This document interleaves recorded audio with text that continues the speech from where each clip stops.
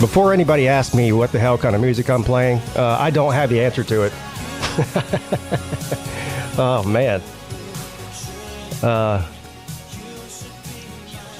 The live stream that goes 24 hours a day with like the retro 80s electronic music stuff that I normally play, I don't know what happened to his channel. I think his channel got taken down. I found another one that I thought was comparable, and apparently it's not. No, this is not Soundgarden.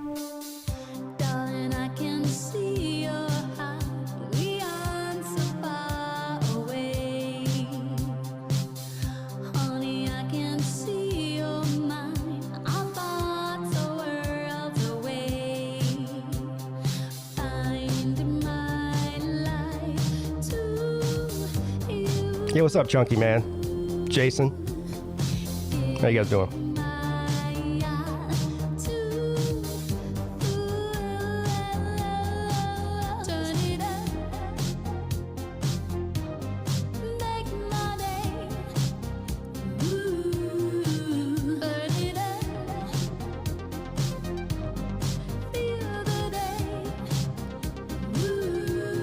My YouTube is acting up again.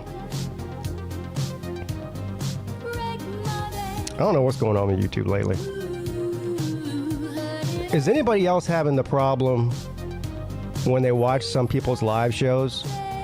It just automatically like skips back like 3 or 4 minutes without you even touching anything. And then you have to scrub it forward again to get back to the live part of it. That's happening to me. It's been happening for like the past week or so. And then also, I don't even think I get 50% of notifications of people that I have the bell rung for. I'm not even joking. That's always been an issue with YouTube, but it seems like it's getting worse. I don't want to sound like I'm complaining this morning, but I kind of am.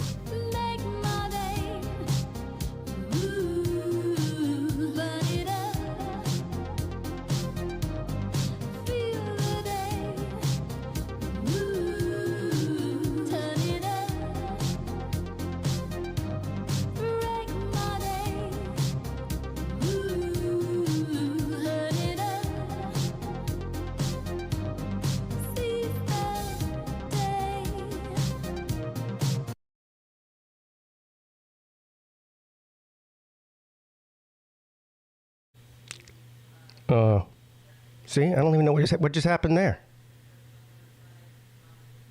See what I'm saying? Well, that's weird.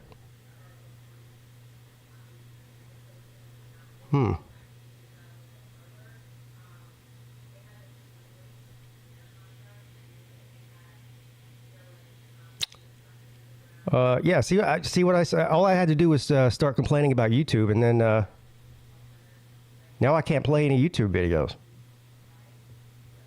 Let's see here. What's going on? I'm getting the spinning circle of death. There we go. I'm about to start the show anyway, but...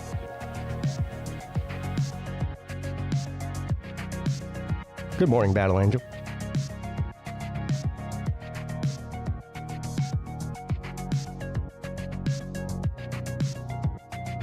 So just out of curiosity, I'm assuming most people that watch the Midday show, am I still on the air? What is going on?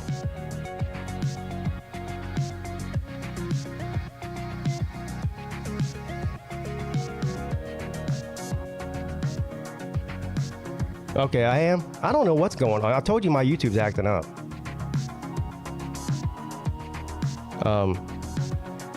What was I saying? Oh, just out of curiosity, the most people that watch the Midday show, it's not necessarily a football show. See, it just cut off again. Are subscribers and they have their notifications turned on. How many of you got your notification this morning for the Midday show? I'd like to know. I got to turn this music off. It just keeps cutting on in and out. It's pissing me off now. Yeah. Yeah, I'm just curious because Matt says he got his. Magadog got his. Okay, you guys got him. That's good. I guess it's just me then. I don't know. I don't know if it's my phone or what. Honestly, don't know.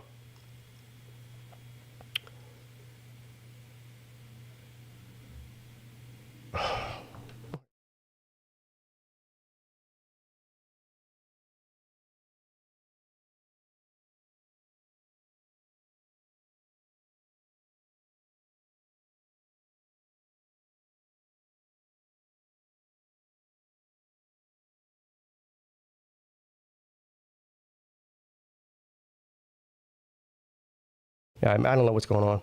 See, I use my phone during these shows to read the chat because I have multiple windows pulled up on my computer. I mean, I can watch it on YouTube Studio, but I use it on my phone, and my phone just, I can't even access my own show on my phone right now. There it is. All right, anyway, what's up, everybody? Happy Wednesday, hump day. Welcome to the Midday Show. I'm your host, PigskinPeete. Thank you for being here. We're going to get back to the normal swing of things. We didn't do any, well, we did a little bit of news on Monday's show, but I'm going to do a little bit of news this morning, and then I'll open up the StreamYard for the second half of the show. But before I get to the news, a couple of morning announcements, or midday announcements, as it were. First of all, you can see in the title there, Jackpots Pick'em. So I've had several people ask me if I'm going to do a pick'em for the PigskinPeete channel, because I've done one every year for the past, well, I don't know, at least 4 years on here. I'm not going to do one this year. I know Nate's, so I bowed out of it last year because it was like too much of a headache. The first couple years I did it, we did it, I had people sending me $5 PayPals, and then we, gave the winner at the end of the season, the winnings and all that. That just became a headache to keep up with that. So then I just said, you know what, last year I was like, I'm not going to do it this year. And Nate really wanted to do it. So I let him sort of run it, and I just promoted it. But I'm not going to do that this year. So, but Jackpot does have a pick'em that he does with Rob every year. I'm sure most of you probably know about that. They've been promoting it for the past 4 or 6 weeks or so. And I forgot. So I guess it was like a month ago, I was watching the Rob and Kale show, and Jackpot was on there, saying for everybody to join. And he said there was a discount for YouTubers. So I said, okay, I'll instead of doing my own, I'll just be a participant in Rob and Jackpot's pick'em thing. So I forgot all about it. I sent him the PayPal. He said I was in, and I forgot all about it until yesterday. And I was like, you know what? Did they already start that thing? How do I get access to it? I don't know. So I text Jackpot and I said, hey, how do I get access to this pick'em deal? And he texted me back and let me know how to do it. So anyway, shout out to him. But I guess what I'm getting at here is instead of doing a pick'em on this channel, I'm going to do his. But what I'm going to do is I think the picks have to be in by Thursday. So I guess every Wednesday, right here on the Midday Show, I'll pull up his pick'em and I'll make my picks live on the air. It doesn't need to be a secret. I don't know if that's like a good strategy or a bad strategy, if it matters. I don't think it matters. But I'll make my weekly pick'ems for the Jackpot pick'em thing right here on the air. Because that actually could spark some discussion with, why I'm picking certain teams, and people get mad at me or tell me I'm stupid or agree with me or whatever the case is. So I guess that'll start. Well, actually, I don't know if there's going to be a midday show next Wednesday because I'm going to be driving home from North Carolina. I don't know. I'll figure it out. We'll do it. If I don't do it Wednesday on the midday show, then maybe I'll do it on the call-in show on that Wednesday night. There will be a call-in show next Wednesday, just probably not a midday show, because I probably won't be leaving North Carolina till around 10 or 11 a.m. when I check out, and then it's like a 4-hour drive home. So I won't get home till the afternoon. So there is that. What's the other announcement I wanted to make this morning? Oh yeah. For anybody who's interested, there's a link in the description of all my live shows to the merchandise. that came out. I guess it's been like maybe 6 weeks ago. All the Pigskin Pete merchandise. And it's now free shipping on there. Joey runs the store for me, and he let me know as of yesterday that it's officially free shipping on all items. So I think he had to raise the price of most things by a couple of dollars, but you actually save money with the free shipping because we didn't raise the price enough to cover the shipping that we were charging. So it's actually cheaper for the buyer. That's why I'm letting you know that. Also, speaking of the merchandise, for all of the members this year, I'm going to be doing one giveaway a week during the football season. What I'm going to actually do is order a bunch of stuff. There's a bunch of stuff on there. There's beer mugs, there's coffee mugs, there's shirts of all kinds of different colors. There's hoodies. I forget there's a bunch of stuff. There's like 10 different items you can choose from. But what I'm going to do is probably just order a bunch of different size shirts. And I'll probably just order the black Pigskin Pete shirt because I think it looks the best. And maybe a couple of hoodies and some coffee mugs and some beer mugs and stuff. I'm just going to order a bunch of them. And we'll figure out a way to do some sort of contest every week just for the members, the channel members. And every week I'll give something away. And I'll ship it to you myself because I'll have it here. It won't be shipped to you from the store. I'll have it here. So I'll just get a bunch of different sizes. I'll get some smalls, some mediums, some larges, some extra larges. I don't know if it comes a case where somebody says, I need a double XL or something, then I'll special order that one for them. But I'm not going to order a bunch of double XLs. You know what I mean, bro? All right, let's see who's in the chat here. We got in the chat here. Who's here? How many of you saw the ACC show last night, by the way? We did the superlative show, which I enjoyed doing that. This is the second year that we've done that, and it was fun. Matt Dummett is here. Chunky D33 says, yo, Pete. What's up, Chunky? Jason Go Blue. The Nature Boy. Jeremy Garrettson. I always forget which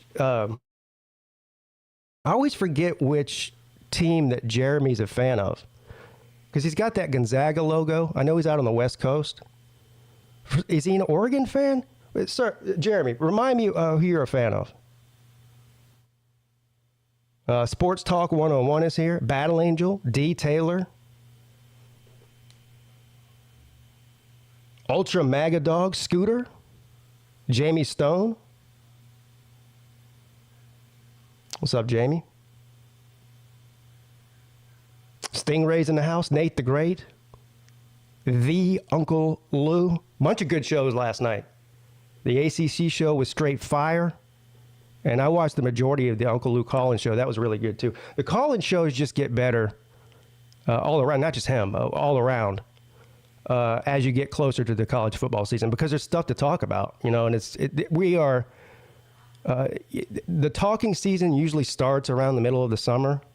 That's just sort of when it reaches its peak, but it accelerates the last couple of weeks before football, because that's when you start seeing the polls come out. Obviously practice has started and all of that. And so there's a lot to talk about this time of year, even though there's no football being played. So yeah, the Uncle Lou Collins show last night was good. Sea Dog is here. Brad Pitt. Vandy Dandy. Jay Shipes. Drewski 2 times. 2 times. Slim Shady Canes. Guess who we won't see on the midday show today, most likely? We will not see Celine Driver. I'm pretty sure of it. But he's not mad at me, though, so maybe we will see him. But the inaugural episode of the TK morning show, since there's no morning shows on Wednesday, it was an open slot. TK is, I guess, going to do a morning show every Wednesday. I don't know. I came in late. I didn't get there till like 45 minutes into the show, but When I did come in there, all I heard was Celine Driver losing his mind, yelling and screaming at traveling fools, and then he rage quit and hung up. I still don't know what that was all about. Honestly, I think I have like an idea what it was about. I guess Fools was joking with him about his religion or something. I don't know. But man, I don't think I've ever seen Celine that mad before. And we've seen him mad a lot. We've seen him mad a lot. All right. I am here to amuse you. Well, I'm funny how? I mean, funny like I'm a clown. I amuse you. I make you laugh. I'm here to fucking amuse you.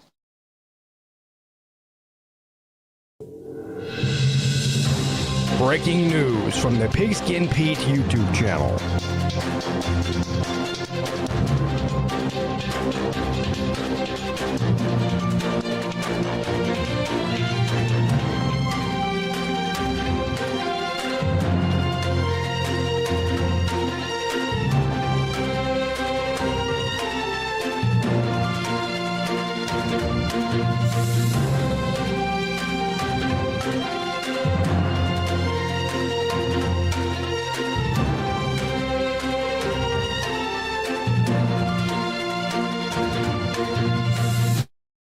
According to VicTube, he says that the Celine Driver show will be on VicTube today. Wait, is he so mad he's not going to do a show today? Is that what that is?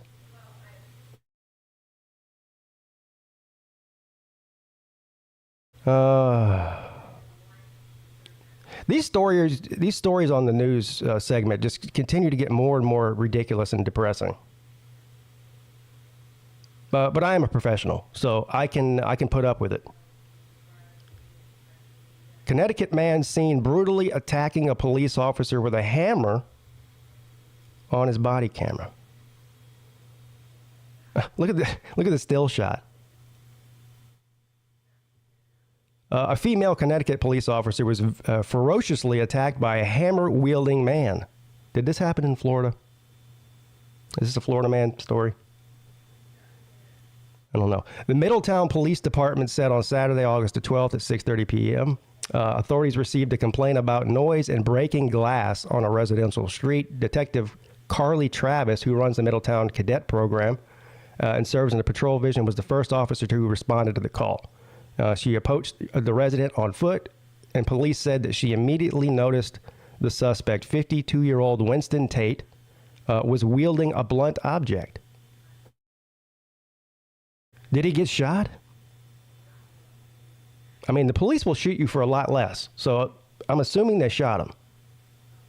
In a press conference on Tuesday, blah, blah, blah, the officer Travis calmly asked Tate to drop the object, a metal hammer, to the ground. He refused, despite the officer repeatedly insisting that he does so. Can you put that down, please? I just want to know. Uh-oh. There you go. Yeah, he did. She definitely shot him. You can see right there.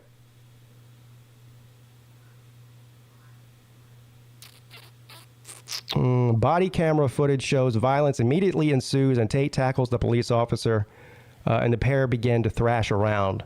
Chief McAllister said that the detective attempted to distance herself from the attacker and continued telling the suspect to put the hammer down. Travis eventually takes out her handgun and begins rapidly firing at Tate.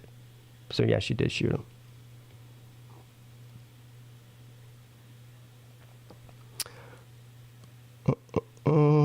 Did he die though? He was taken to the hospital where he was treated. Detective Travis was also injured from the hammer attack. She was taken to the hospital but later released that evening with minor injuries. Is this the picture of the guy here? So it looks like he lived.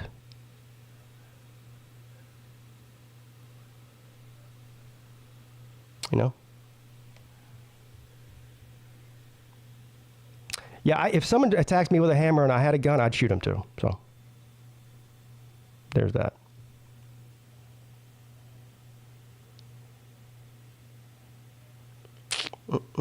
Indonesia burns a marijuana plantation that was discovered by drones.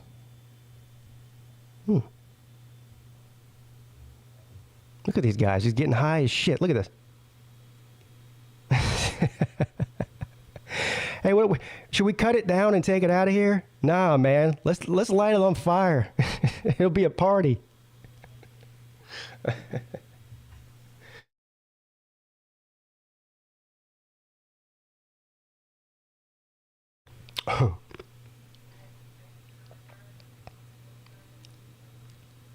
I wonder what the, maybe they'll tell us here. I wonder what the laws about marijuana are in Indonesia. Are they, archaic where they'll throw you in prison for the rest of your life? You get caught with a dime bag or something? Indonesian authorities on Wednesday burned a marijuana plantation in the northern province of Aceh. I think that's how you say that. After it was discovered by drones. The Joint Team National Narcotic Agency, known as BNN, and the National Research Innovation Agency, using drones, detected 4.5 hectares, or 11 acres, of land with estimated 21,100 cannabis plants ready for harvest. Damn, that's a waste. Ready to harvest too? More than 150 officers got high as shit while burning the plantation down. This is a form of government firmness against the illegal drugs and their circulation. The burning was the 5th this year, he said. In March, authorities burned 43 hectares, or 106 acres, with an estimated 190,000 marijuana plants. Indonesia, the world's most populous Muslim majority nation, adamantly prohibits the consumption of marijuana, even for medical treatment. So that answers my question. Yes, they still have archaic views on marijuana in Indonesia. Oh, you dying from cancer? No marijuana for you. Suffer. Man.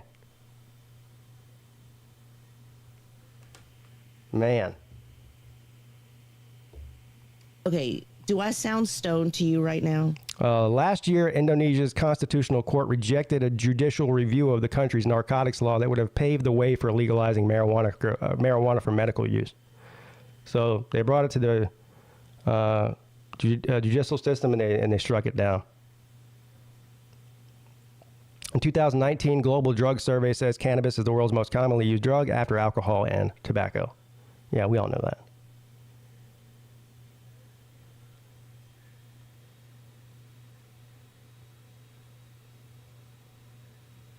This is a casino video. It's only right that I read this because I am indeed going to the casino in Cherokee next Monday for a couple of days.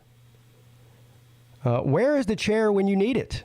A crazed white woman hits a black veteran allegedly for sitting too close at a Louisiana casino in a viral video sparking outrage. I'm just going to go ahead and say, why does this have to be made into a race thing? I'm just curious. I mean, even in the headline, a crazed white woman hits black veteran. How come it just can't be a crazy bitch hits a guy? Like, what does their race have to do with it? Look at that guy's face. Is that his girlfriend or something?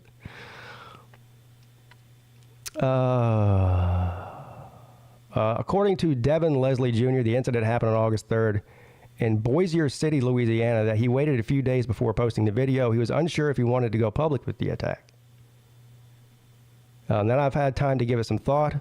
I want it known about these two people. This woman went off on me and hit me in the face and kicked me in the back because I sat too close to her and her boyfriend. So this is how I was treated.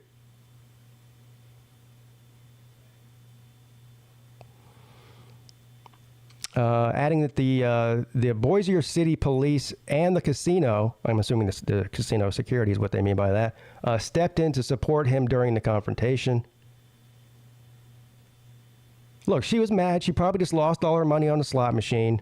She probably had one too many of those free White Claws that they hand out. You know? She was big mad. And she went full on postal Karen. Where's the video, by the way? I hate when they say there's a video and then they don't post a video. You know? Is this the video? No.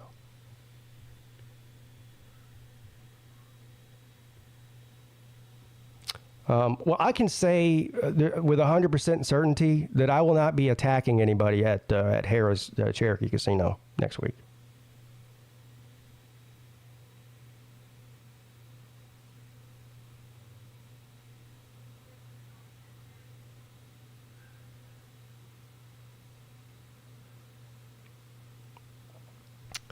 Father of a 12-year-old detained while taking out the trash says he will not accept the police's apology.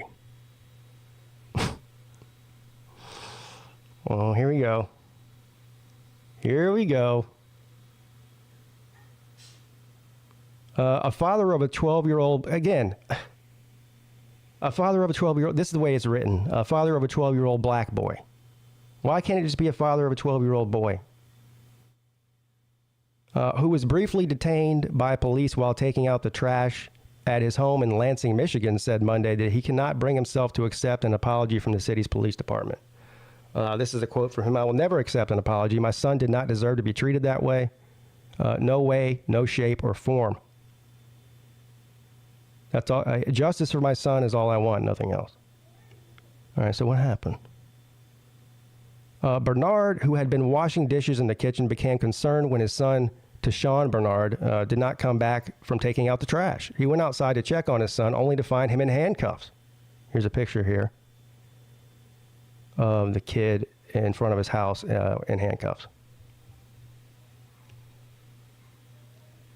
Tashawn later told his father he was walking back to his apartment after placing the trash in the dumpster when a police vehicle approached him.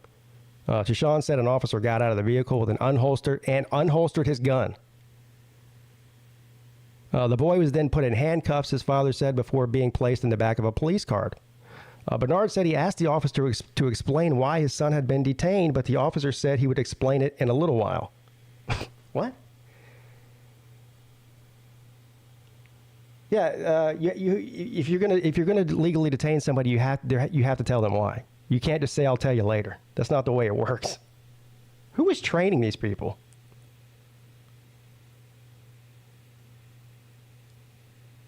On Friday, the Lansing Police Department said their officers had been searching for a suspect in a string of car thefts. The boy, police said, was wearing a similar clothing in the same apartment complex as an accused car thief who fled from officers on foot. According to the police, witnesses described the car theft suspect as wearing neon shorts and a white shirt.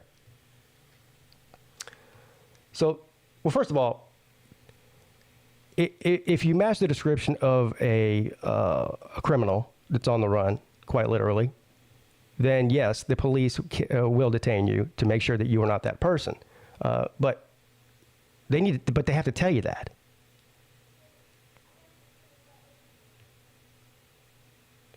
When the father comes out and says, "Why is my son in handcuffs in the back of your police car?" The police officer says, "Well, sir, we're doing an investigation," and he matches the description of the criminal we're chasing. That's all. Not. Well, I'll tell you about it later.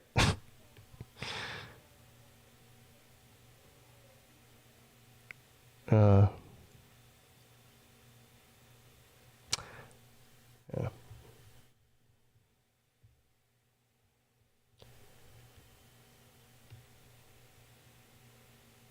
I guess at least they apologized for it, because that's something they normally wouldn't do.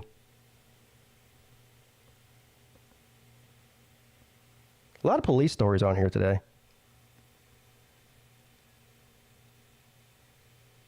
Hold on now. This caught my attention. I want to read that one too, but look at this. What the hell? Cops say that aliens...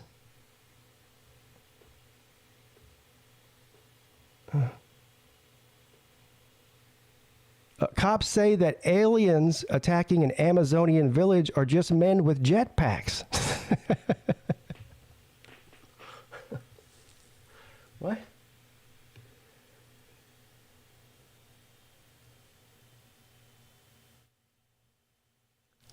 Picture this. Somebody has attacked an isolated indigenous village in rural Peru and tried to kidnap a 15-year-old girl. Locals claim that it was aliens. Yeah, as in little green men. But government officials investigating the strange incident say that it's actually illegal miners on jetpacks.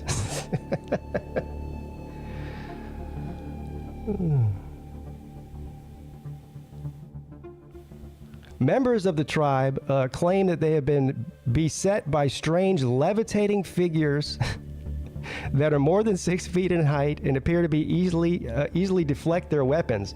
I guess their weapons are like bow and arrow or something.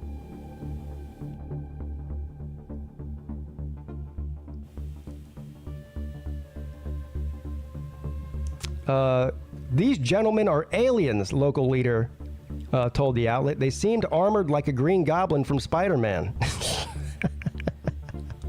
I have shot him twice and he does not fall. He just rises and disappears.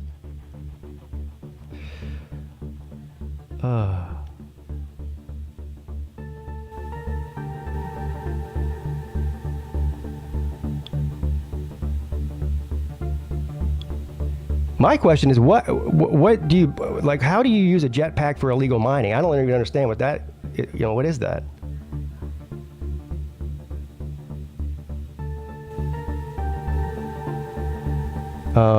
So the government's saying it was illegal miners with jetpacks, but the tribe is still standing by their word that no, this wasn't miners with jetpacks. These were aliens.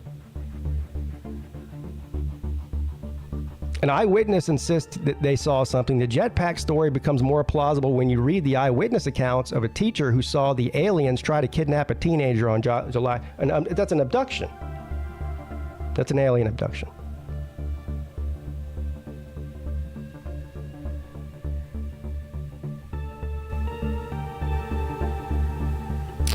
So.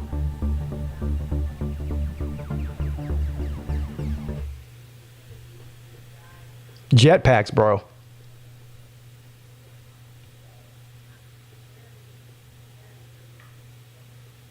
An entire police department in Minnesota resigns. Shit.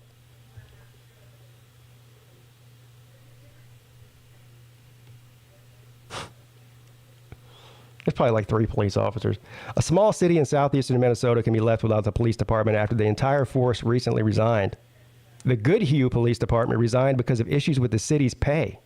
Oh, yeah. Okay, well, that makes sense.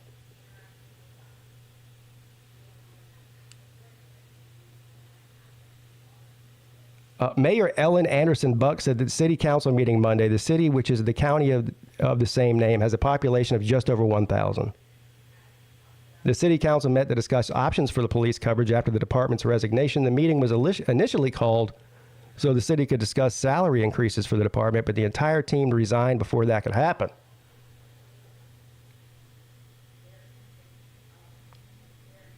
Police Chief Josh Smith submitted his resignation at city council meeting last Wednesday, and the Associated Press reported a full-time officer and 5 part-time employees resigned 2 days. So 1 full-time officer and a chief. Yeah, so 2 people. They made it sound like, entire police department resigned. Yeah, 2 people. I don't know who you're going to call if you got a problem now. I guess Ghostbusters.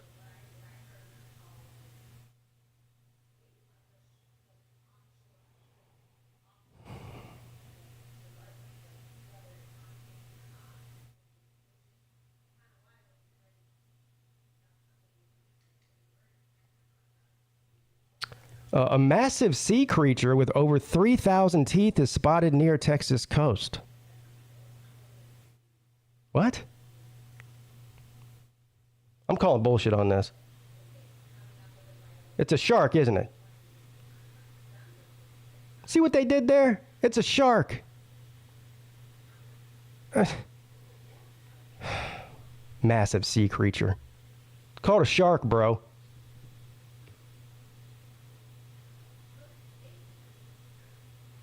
I would like to say I had nothing to do with this next story. Yes, I was in the Keys. the Florida Keys last week, but this does not involve me, I promise. And I plead the fifth also. 61 bottles of booze on a crashed boat in the Keys, and parents outraged over minor charges. This was not me. For the first time in almost a year since the tragic holiday boat crash that killed their daughter and critically injured another teen, the parents of Luciana Fernandez are speaking out. They're criticizing the investigation and misdemeanor charges after Biscayne Bay crash over the 2022 Labor Day weekend. The final report of the crash from the Florida Fish and Wildlife Conservation Commission, the state agency that investigates most boat accidents, was released on Friday and concluded that boat operator and owner George Pino wasn't under the influence of alcohol when he crashed his vessel into a fixed channel marker at the high rate of speed. However, the fish and wildlife investigator, who was not identified, wrote in his report that he and his colleagues found 61 empty alcoholic beverage containers and an empty bottle of champagne and a half-consumed bottle of liquor on the boat after it crashed. The section of the report detailing the booze on the boat said alcohol was not considered to be a contributing factor in this accident. Pino showed no signs of impairment when officers responded, nor when I arrived on the scene. This is a quote from the family. It's insulting to our family, who has no choice but to accept the consequence of the accident, to now also be forced to accept the numerous inconsistencies refuted by the FWC report. So there you go.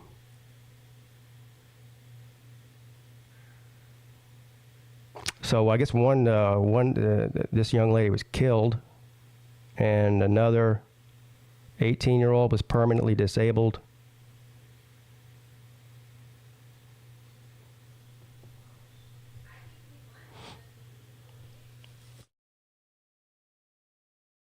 I told you these stories are just depressing.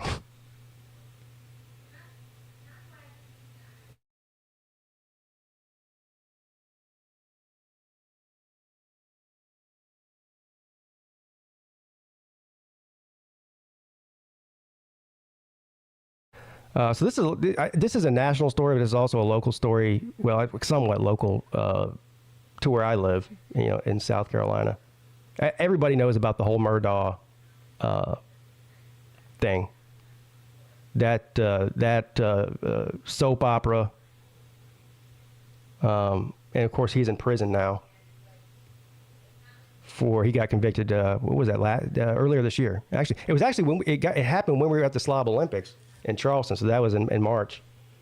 He got convicted of killing his wife and his son. Alex Murdaugh's friend gets almost 4 years in prison for helping steal from his dead maid's family. That was one of the weird things about the trial. Of course, he of course denied murdering his family members, but he admitted to basically just being a complete and total shitbag, stealing money from people. I mean, people stealing money from people who had no money, really, taking them for everything they had. So he admitted to being a piece of shit. A long time that's a great defense, by the way. I didn't kill anybody, but I am a huge piece of shit. A longtime friend of disgraced South Carolina attorney Alex Murdaugh was sentenced on Tuesday to nearly 4 years in prison for scheming to steal millions of dollars in insurance settlements from the sons of Murdaugh's dead housekeeper. Jesus Christ. Oh my God. Corey Fleming said he knew the lawyer was now serving a life sentence for killing his wife and son, was going to steal something from the family, but he thought it might be $100,000, not the entire $4 million plus award. Federal Judge Richard Gergel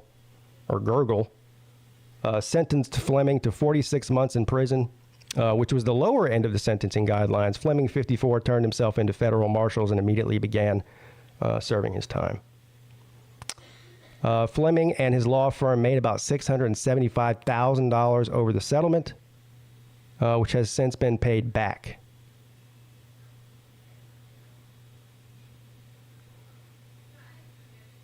Imagine stealing $4 million from the family of your dead maid.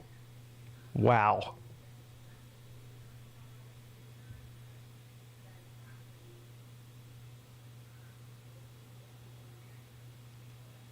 What are the chances that we actually get to see this video?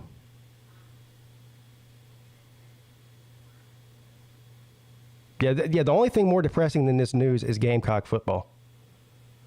Hey, how is Jackpot taking the news that South Carolina is not ranked in the AP poll? Are they taking it almost as good as the Tennessee fans are that Clemson's ranked ahead of them?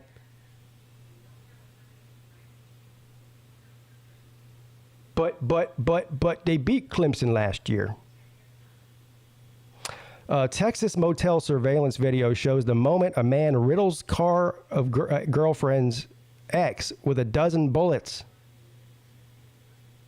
What are the chances that we actually get to see the video here? I can never tell with Yahoo. This is such a trash site.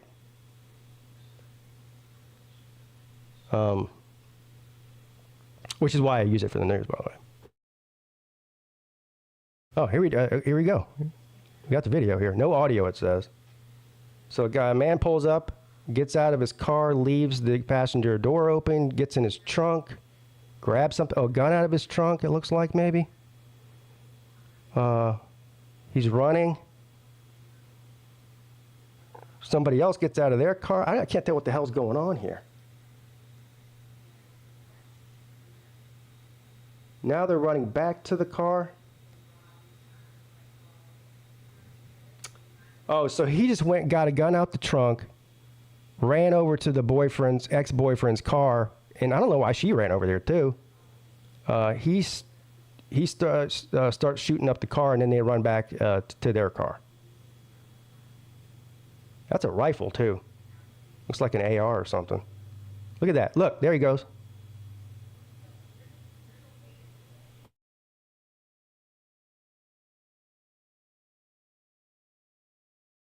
Yeah, I did. You know what? I actually did see that he uploaded a video about that, and I haven't watched it yet either. Maybe we should do that. How long is it? I would like to know how he feels about that.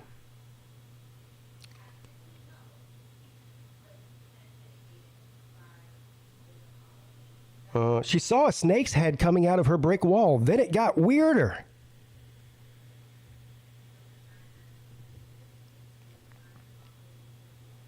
Look at that. The hell? The snake looks like it is brick.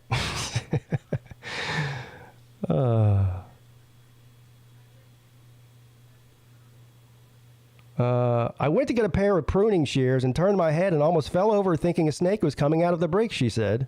Daisy took photos of what she saw. Sure enough, it looks like the shape of a snake's head. And even the appearance of scales, but upon closer inspection, she recognized that it was actually a moth. Oh, yeah. I see that now. Why is this a news story? Breaking news, everybody. Breaking news. Breaking news from the PigskinPeete YouTube channel. A lady has a moth on her house.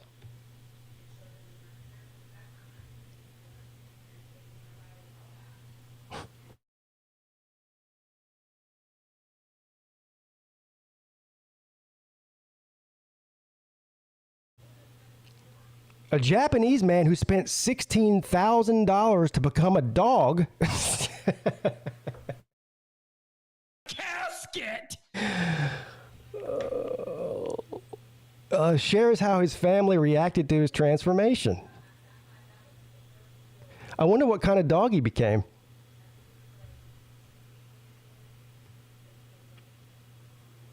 Now, look, if it's 2023, you can identify as anything. We know that, right?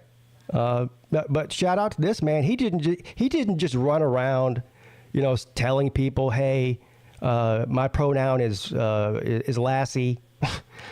He actually put his money where his mouth was and became a fucking dog.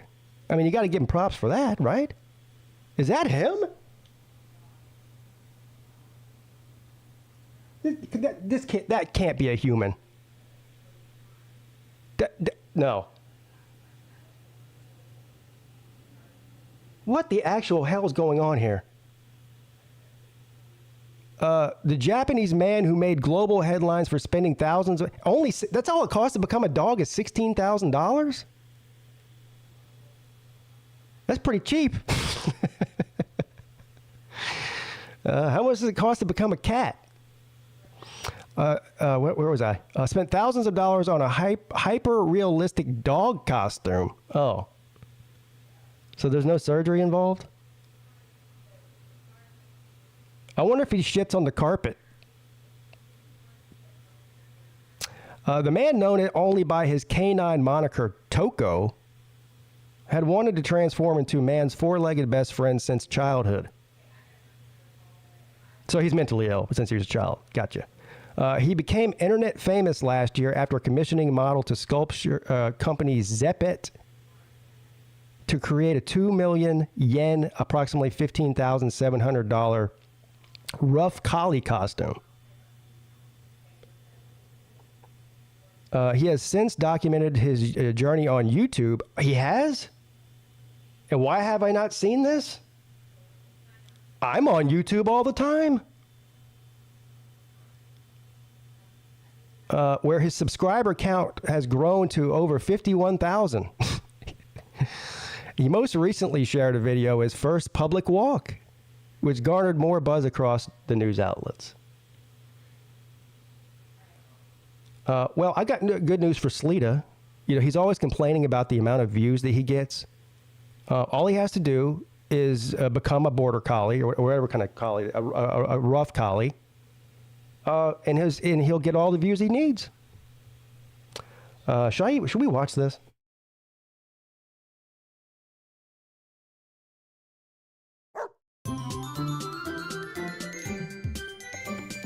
What the hell?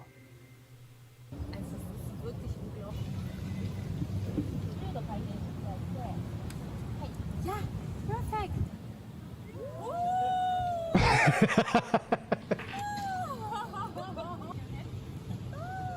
Good boy.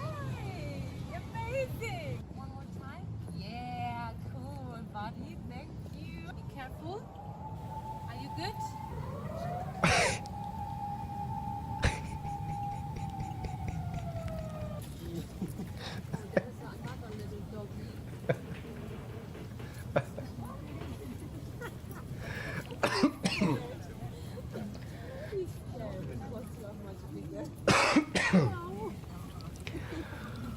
Oh my God.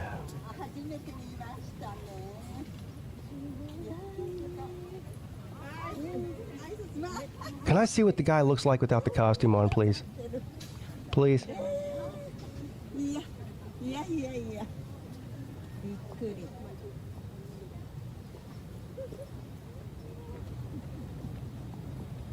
Someone is waving to you. Can you wave back? This is so bad.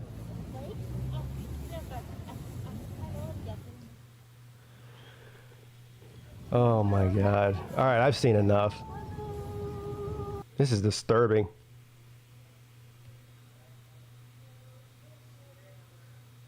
Does this guy not have a family, like somebody in his life saying, what are you doing? While he worries, see, here we go. While he worries about friends and coworkers, he's got a job? There's no way this guy's got a job. Isn't being a dog now his full-time job? If his friends and coworkers think that he's weird, he says his family actually welcomed his hobby. Well, there you go. They're weird too. My family was surprised, but they received it favorably, he said. I'm very happy that they accepted it.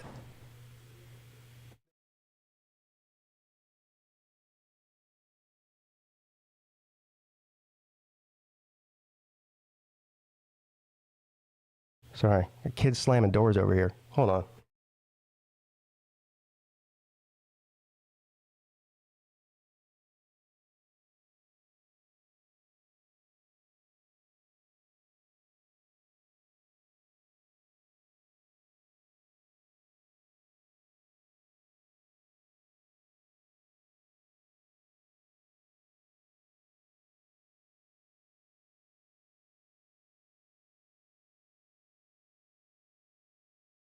Sorry, I got kids over here that don't know how to act. Now I'm mad. Where was I? Oh yeah, dog man. Yeah, that weirdo. And I'm starting to believe. You know how people are always saying Jesus is coming back, about to come back? I'm starting to think he might be. People are dressing up as dogs.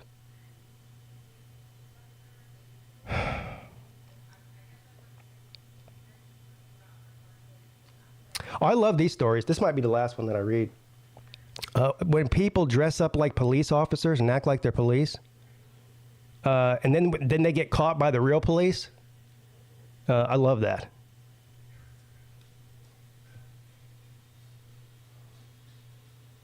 Atlanta police were warning the public about dangers of people pretending to be police officers. Atlanta PD exclusively released body camera footage of Channel 2's Michael Seaton that showed one of their officers confronting a phony standout in a parking lot. Police say that Willie Jackson, age 38, had a real uniform duty belt, badge, radio, body camera, was armed with a gun, handcuffs, and a baton. They say he looked the part. But when an officer started questioning him, they knew something was off. An on-duty officer was looking for thieves trying to break into cars in a downtown parking lot early Sunday morning when he saw Jackson standing in the parking lot. Police say the officer approached Jackson and chatted with him for a minute before walking away. The officer says he trusted his instincts and called for backup. I looked him up on Post. I'm like, what's your name? He's like, I work at the airport. I'm like, who's your supervisor? He said Sadecki. I don't even know who that is. And I was like, which watch are you on? The officer can be heard saying. Satan reviewed the official incident report. In it, Jackson admits to investigators that he was not a city of Atlanta police officer. He goes on to say that Jackson attempted the Atlanta Police Academy in 2016, but failed the physical exam. Oh, what? You're not going to let me be a police officer? Well, I'll show you. I'm going to do it anyway. For free.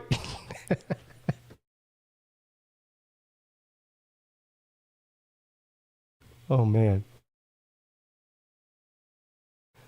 I say if he wants to be a police officer that bad, let him be one. I mean, who cares if he's a fat ass? There's a bunch of fat ass police officers already out there. He also told investigators that he ordered his uniform from the same clothing vendor that the Atlanta PD does. This guy did his homework. We're looking for anybody that may have interacted with this person. We want to call them our Crime Stoppers. We want to know what the interaction was like.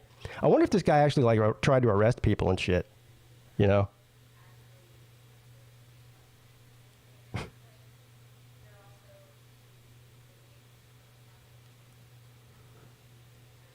Well, I don't know. I mean, look, is it such a bad thing? I mean, the guy, he's doing a public service for free, right? He's out there fighting. He's basically Batman, right?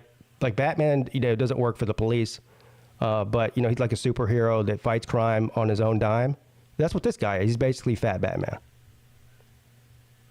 So. Fat Man.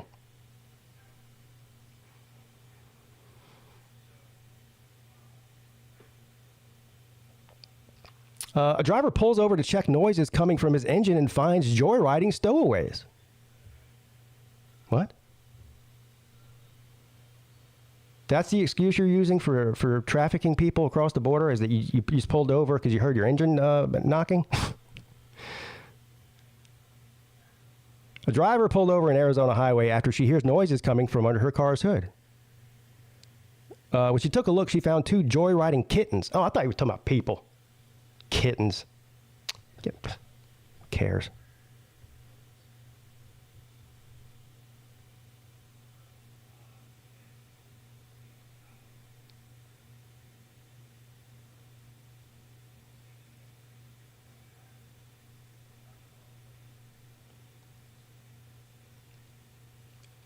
Texas police officers discover over $650,000 worth of counterfeit Gucci, Chanel, and others in a major bust. But did it look real?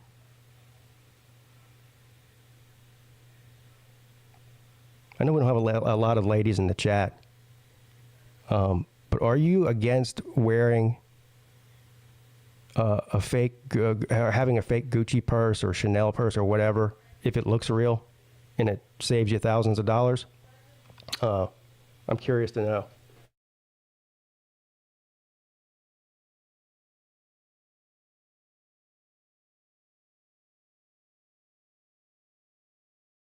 I guess it doesn't have to be a woman. Some men, Lou, is Lou in here? Lou, would you wear a fake Gucci man purse if it saved you thousands of dollars?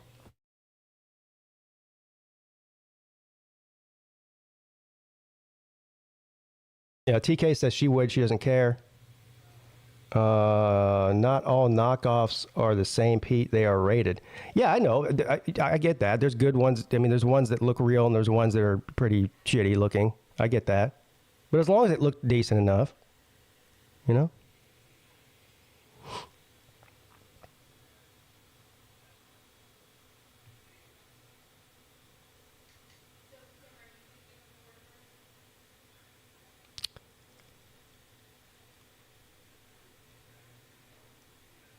I'm trying to find stories that aren't so depressing, and it's not easy. I'm not going to lie. But ironically, probably the most depressing story I've read so far was the guy that wants to be a dog.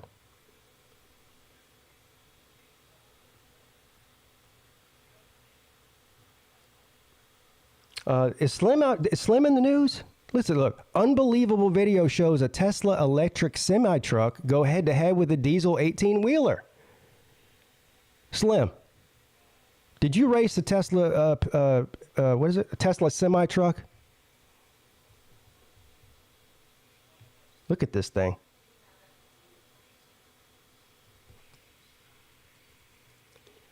Well, I'm going to guess that the Tesla won.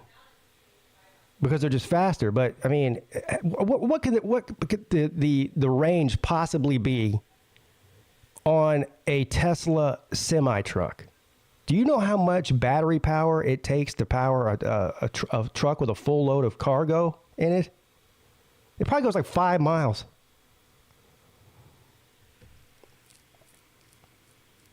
How many batteries in that thing? How many hours of slave labor does it take to make one Tesla semi-truck? So far, electrical vehicle giant Tesla has focused on developing the next generation of passengers vehicles, but the video released on Twitter shows the power and capacity of Tesla's new semi-truck as it easily drives up a steep hill on the Donner Pass. Conventional diesel semi-trucks have historically struggled to get up to the highway speed going up these slopes. Many of them reach 60 miles per hour within 30 seconds. Which can block other motorists from passing and slowing down the speed of traffic.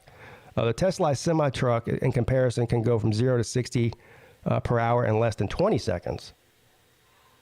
So 10 seconds faster, I guess.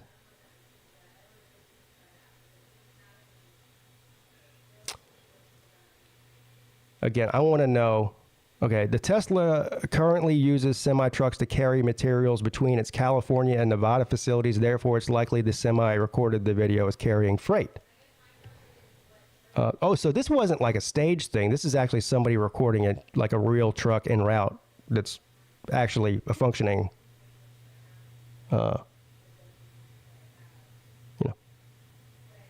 this isn't a test. Besides the apparent benefits of traversing across graded surfaces, Tesla's semi may also revolutionize the trucking and hauling industry in terms of emissions. Combination trucks account for nearly 18% of motor vehicle emissions worldwide, blah, blah, blah. Tesla's semi-truck has a smaller footprint. Yeah, we know what electric vehicles are. They're trying to explain shit we already know here. The semi uses 2 kilowatt hours of energy per mile and can travel up to 500 miles. That's shocking. Before needing a charge. That's actually really shocking. How many batteries does it take, though? How long does it take to charge that sucker? Like its smaller EV counterparts, the semi needs to charge for only 30 minutes to recover 70% of its range capacity. That's good.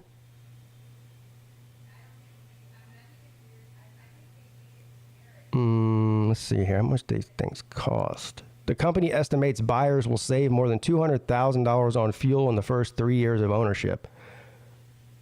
The remote diagnostic system also decreases the maintenance and repairs needed on the vehicle, suggesting that long-term cost of owning one may be more optimal than the internal combustion engine.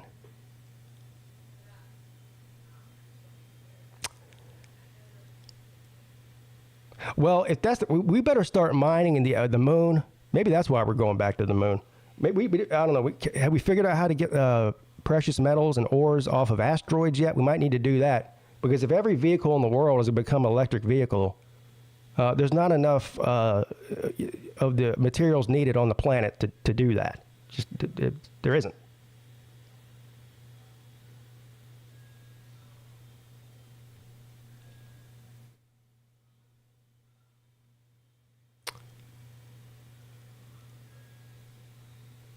So there you go, the Tesla truck, bro.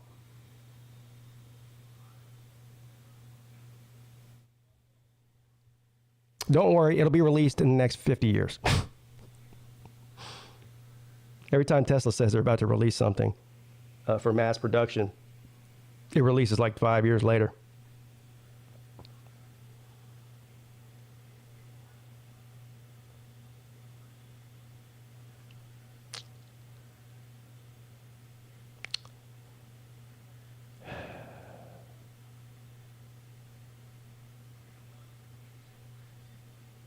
This will be the last story, then I'll open up the StreamYard. Cassius, the world's largest captive crocodile, could be even bigger than we thought. Well, how could it be bigger than you thought? Don't you have a measuring tape?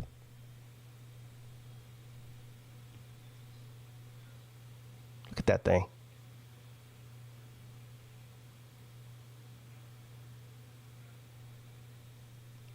The largest living crocodile in captivity could be even bigger than previously thought. The saltwater crocodile, who was thought to be 120 years old, entered the record books in 2011 when he measured nearly 18 feet.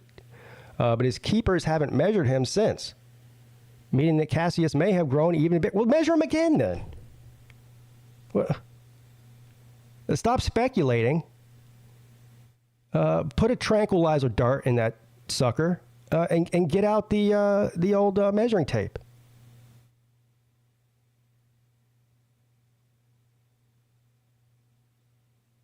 This is stupid. I'm mad now. All right, I'm done with the news. You know what the story could have been? Yeah, we remeasured the crocodile and we found out he's larger. Instead, they write a whole article going, you know what? We haven't measured him in a while. He might be bigger than he was in 2011. Well, no shit.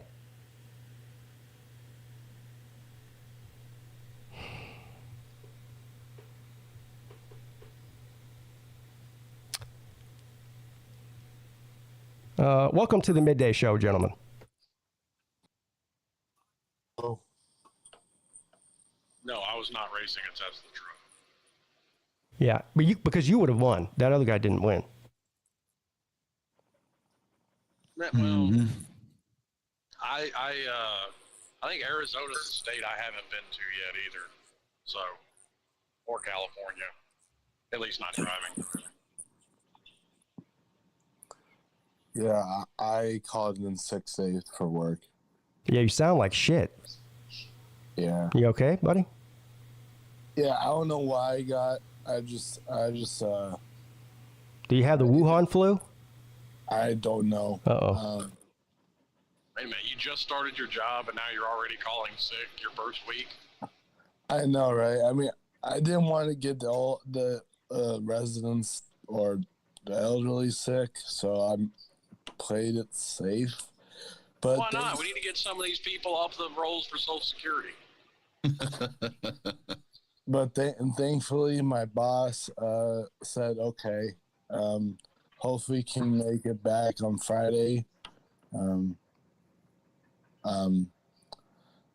sure I'm probably going to go back on Friday, but with a mask, which is going to suck. So Yeah, because that's gonna stop it. yeah, I know. Yeah, the mask is really gonna work. Mask, bro. Aren't you glad we're back? Aren't you glad we're back to the philosophy of suck it up and get your ass back to work? We don't care. Yeah. Yeah. Now, in all seriousness, if I was his coworker, I wouldn't want him around me being sick. Let's say, stay your ass home. Yeah, but that hasn't changed from the way we've always been. If somebody's sick, I don't want them around me no matter what it is. Right. Yeah, exactly. You know. Yeah.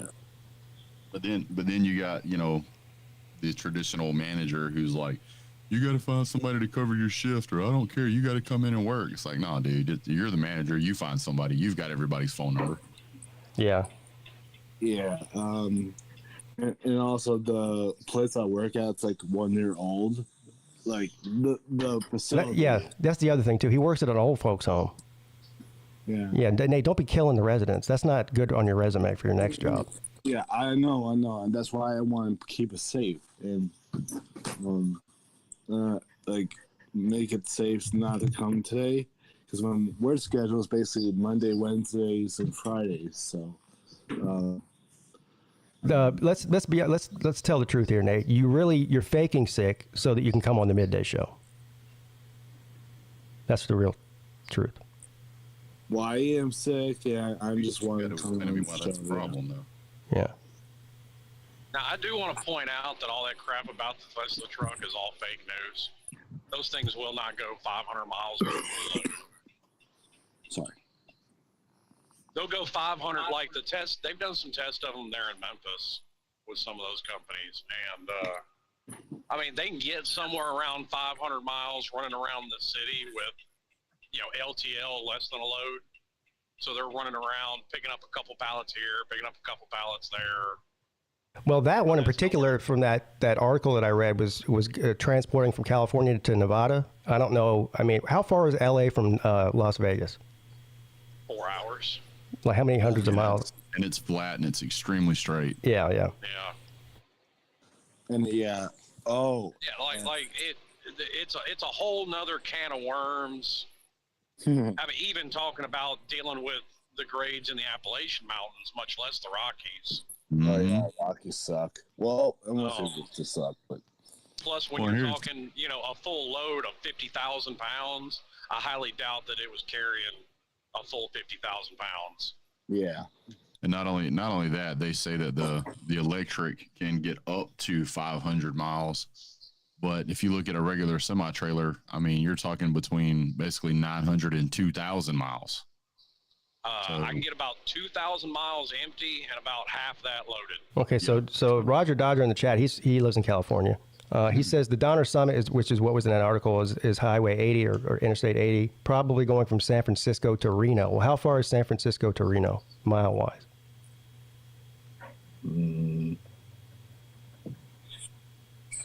It is 3 hours, 42 minutes, 218 miles. Okay, so that's not even half of 500. No. Yeah. And as far as getting 500 miles on a charge, I can cover, on a good day, I can cover 750 miles in a day. And that's with having to stop once for my mandated 30-minute break. Yeah, so if you figure that every 500 miles you got to stop and fuel, recharge, you got to find a place to recharge that semi. It's not like you're just going to whip up in somebody's parking lot there and, let me plug in. Yeah, it doesn't work like that. Yeah. No. There's a lot of Tesla charging stations, especially out west, though. You have to plan it that way, but I doubt there's a whole lot in the desert across like Nevada and Utah, though. Hey, yeah, I don't know. And as far as like me and the shop foreman were actually talking about this last week, because obviously they've looked into them. No, those things aren't cheaper. I mean, you're talking about like just the batteries themselves. Those things have got, depending on the model, anywhere from 10 to 14 batteries at a minimum of $20,000 a piece. Yeah, I was going to say, I thought that I heard, and I don't know, I think somebody told me that just to replace the batteries on a regular, Tesla car is like 15 or 20 grand. And I don't even know how many batteries those things have, but you got to assume that they have maybe an eighth of the amount of batteries that one of those semi-trucks has. I don't know. If you're replacing a Tesla battery on a Model S, it's going to cost you between $13,000 and $20,000. Yeah. and that's current rates. The increase for electrical has went up something over 50%. So you're going to see the price of that continue to go up. So, but what is the life of the battery though? That's the other thing. Is it like a 10-year, 20-year battery? I mean, you know. It depends. I'm sure that Tesla warranties the batteries for a certain amount of time, but I doubt it's for 15 or 20 years, which is, you know, I think. I'm sure it's no different than a normal car company's warranty. Right up to the point where shit's going to start to fuck up, then the warranty's gone. Well, the Tesla says that it can go 300,000 to 500,000 miles, but I'm gonna call bull stuff on that because that's no. If that was the case, then there would be essentially no cars that needed these batteries replaced ever. Yeah. And it says it can last from 300,000 to 500,000 miles, or roughly 1,500 battery cycles. Bullshit. So if I let's say you drive your car every day, you cycle that battery every day. That's about 4 years. Right. Yeah. Yeah, I was watching a YouTube video just the other day, and somebody's actually broken it down just to hit a break-even point, even so far as carbon emissions. You would have to run that Tesla somewhere around 120 to 130,000 miles, but people are driving a whole lot less than they used to nowadays. So most people will never even hit that break-even point. Yeah. Couple things in the chat here. First of all, I'll get to you in a second, Christopher. He's asking about Clemson. Vandy Dandy says people are anti-electric vehicles due to political reasons. I don't think that's true. I'm not anti-electric vehicles. If somebody wants to go spend the money and buy a Tesla or whatever, more power to you. I think Teslas are actually cool cars. I think, but I'm anti the government telling me that I there you go. have to buy an electric. There you go. There you go. That's the issue. And here's the other thing a lot of people don't know or think about is the main pollution that comes from a car. Everybody thinks that the exhaust is the biggest contributor, and it's not. It's actually the brake dust. Brake dust contributes 20% of the fine particle matter pollution compared to just 7% contributed by exhaust flames. So, you know, going to an electric car, you cut down only 7% of what you would have had in a regular car. It's not a dramatic difference. People think, oh, it's not. The biggest problem is from the brakes. Yeah, and I mentioned the slave labor that's made that it takes to make those batteries. And I listen, I understand. You can call me a hypocrite. I'm you know, I wear Nikes and I have an iPhone, and that's all made with slave labor too. I get it, but you know, at least with oil, I mean, the oil companies are corrupt in their own way, but they're not using slave labor to get oil. I mean, they're paying people. Yeah. So, what was the question? And actually, if you're talking about oil that's dug up here, they're getting paid very, very well. Yeah, and yeah. Have you noticed that there's been a dramatic increase in leadership tensions throughout the whole of Africa in the past, 3 or 4 years? Oh yeah, it's a mess over there. You know that, I mean, they've always had kind of issues over there, but currently pretty much the whole continent is destabilized, and it's because of Africa pretty much being the only place in the world you can farm cobalt. Yeah, well, specifically in the Congo, they have the largest deposit of cobalt on the earth that we know of. Yep. And the conditions there, there's a documentary out about it. It's absolutely heartbreaking. Yep. I mean, it's right up there with it's not quite as bad, but it's pretty close to child trafficking. It's bad. Yeah. Yeah. Hey, but I will say this. The guys that are doing the slave labor cobalt mining, they're equal opportunists. They'll take anybody. Yeah, they don't discriminate. It's mostly the local population, though. Yeah. Yeah. It's mostly the local and population who have no choice really. It's real slave labor. Yeah. It's not like. But I mean, if PigskinPete's over there and just happens to be part of the local population at the time, they'll pick him up. Oh yeah, they don't care. Yeah. Yeah. What was the other question? Real quick about Clemson. Christopher says, we keep hearing about the offense and the defense so far this fall camp, but what about the special teams? I know that we lost Potter. Any word on the kicking game for this season?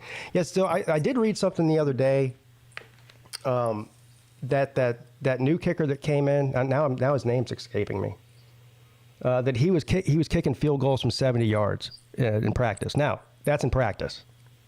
So, but the good news, he's got the leg. Re-nickname that guy the Mule. Yeah, I think wasn't he like a 5-star kicker? I think he was. So we'll see. I think there's still a battle though for the starting field goal kicking position, but I'm pretty sure he'll probably get the We nod. lost our cool ass punter. He finally ran out of eligibility. The tatted up Aussie. Oh yeah, the soccer player. Yeah. Yeah. Although we got another one. We got an offensive lineman from Australia. He's like 6'7", 315. Oh shit. Who was that one guy? I want to say he was from South America. Aguayo, was that his name? Oh, he's either Cuban or Puerto Rican. Okay. Oh. He was a soccer player too, wasn't he? And wasn't he like fat? Who's the fat guy that was your kicker that one time a few years ago? I think his nickname was Pork Chop. Yeah. It's always funny when you see a fat kicker. What's funny is when they kicked it out of the ball too, man. Yeah. How about Oh, that was that transfer we got from UCF. We only had him for a year, and then because he transferred there, we got his little brother who actually hit like 56 or 57 yarder in a game his freshman year. Oh damn. Yeah. I had a quick question for you, Pete. For Sure. the Vegas trip. Mm-hmm. So I'm just searching for flights. And right now, for me, Southwest has nonstop both ways, coming back and coming there. Mm-hmm. So for like $193 $193 for one person. For each way, right? Yeah, each way. Yeah, that doesn't sound bad to me. What's your question though?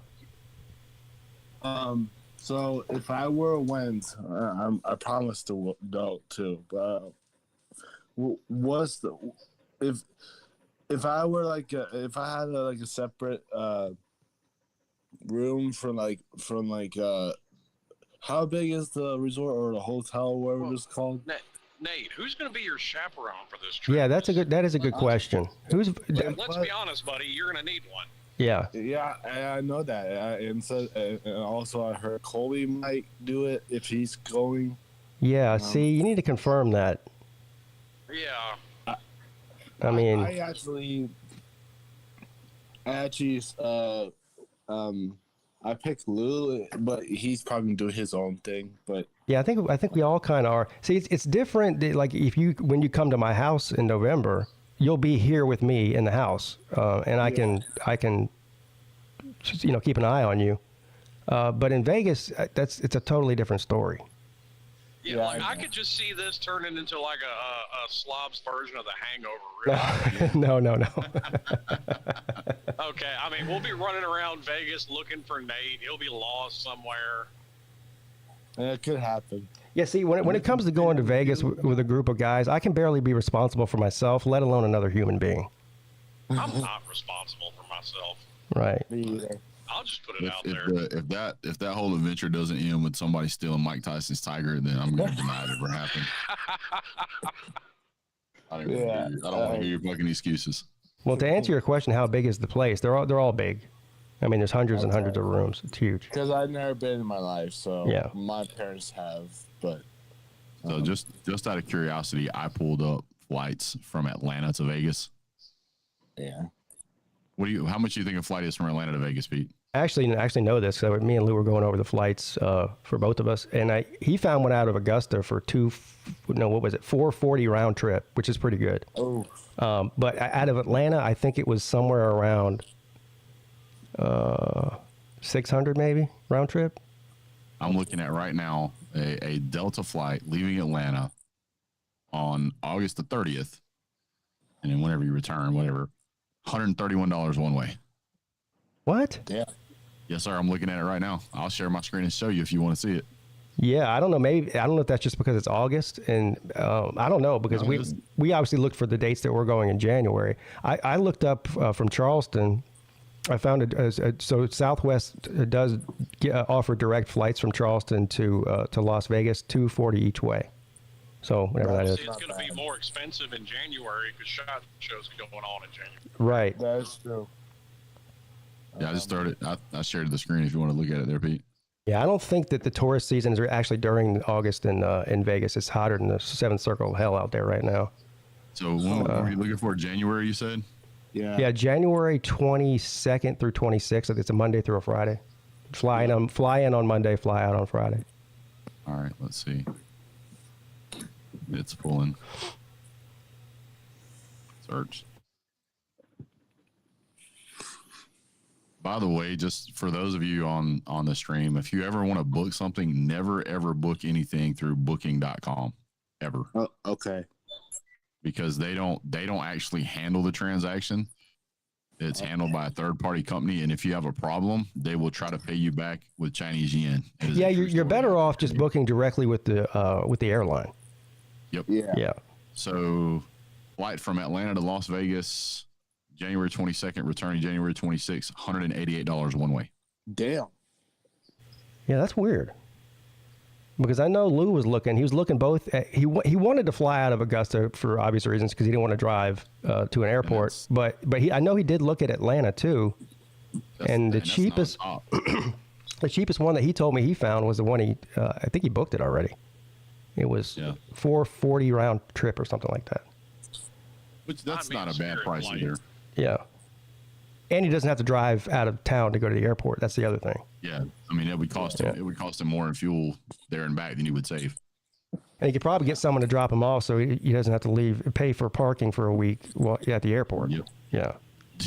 Did you see that that story about the millionaire who just parked his? I think I don't know if it was a Ferrari or something like that, but he parked his car right in the middle of the drop off lane. Gets out, takes his luggage, and leaves. Gets on a flight, leaves the country. Yeah, I read that story on the Midday show one time. That guy was a genius. Yeah. Yeah. Guy comes back after like being gone for 3 months. He pays like $200 because his car was impounded. Yeah. Cheaper than paying parking. Yeah. That was in New York City too. That you know how parking is up there. Oh yeah. Yeah, that guy was a genius. Yeah. Probably why he's a millionaire and I'm not. Yeah. Well, we're not all millionaires, so. Okay, so Lou said, I guess he did see those, but he's not flying on Frontier or Spirit. That's why. It's Delta. He said it's Delta. It's Delta. I don't fly on Spirit. I don't want to have to pay extra for a seatbelt. Yeah, it was. I mean, let's be honest. Is that seatbelt really going to save you? Seatbelts on planes are the dumbest thing. I think it will, but I would rather have it. It's like Johnny Depp in this jar of dirt. I'll have it. You remember when I did my rant on stewardesses? I talked about the seatbelt thing. How stupid that is. How are you going to tell me that I can't get up and walk around? I have to have my seatbelt on when the seatbelt light's on. Meanwhile, the flight attendants are walking around willy-nilly everywhere. Like, why don't they have to wear the seatbelt? All I want to know is why don't you have that damn cart like super buckled, strapped down? Yeah. Because I've been on some flights with some rough turbulence, especially if you're flying over the Rockies. And I can tell you, I've seen a drink cart get a little rowdy. Yeah. Yeah. So, I don't know what the name of I can't remember the name. So I went to Vegas with Mrs. Peete last December. She was going for a work convention, and I just kind of tagged along for the week. But we had to take separate flights because her work paid for her flight in the hotel room, but I had to pay separately for our flight. So we had to take different flights.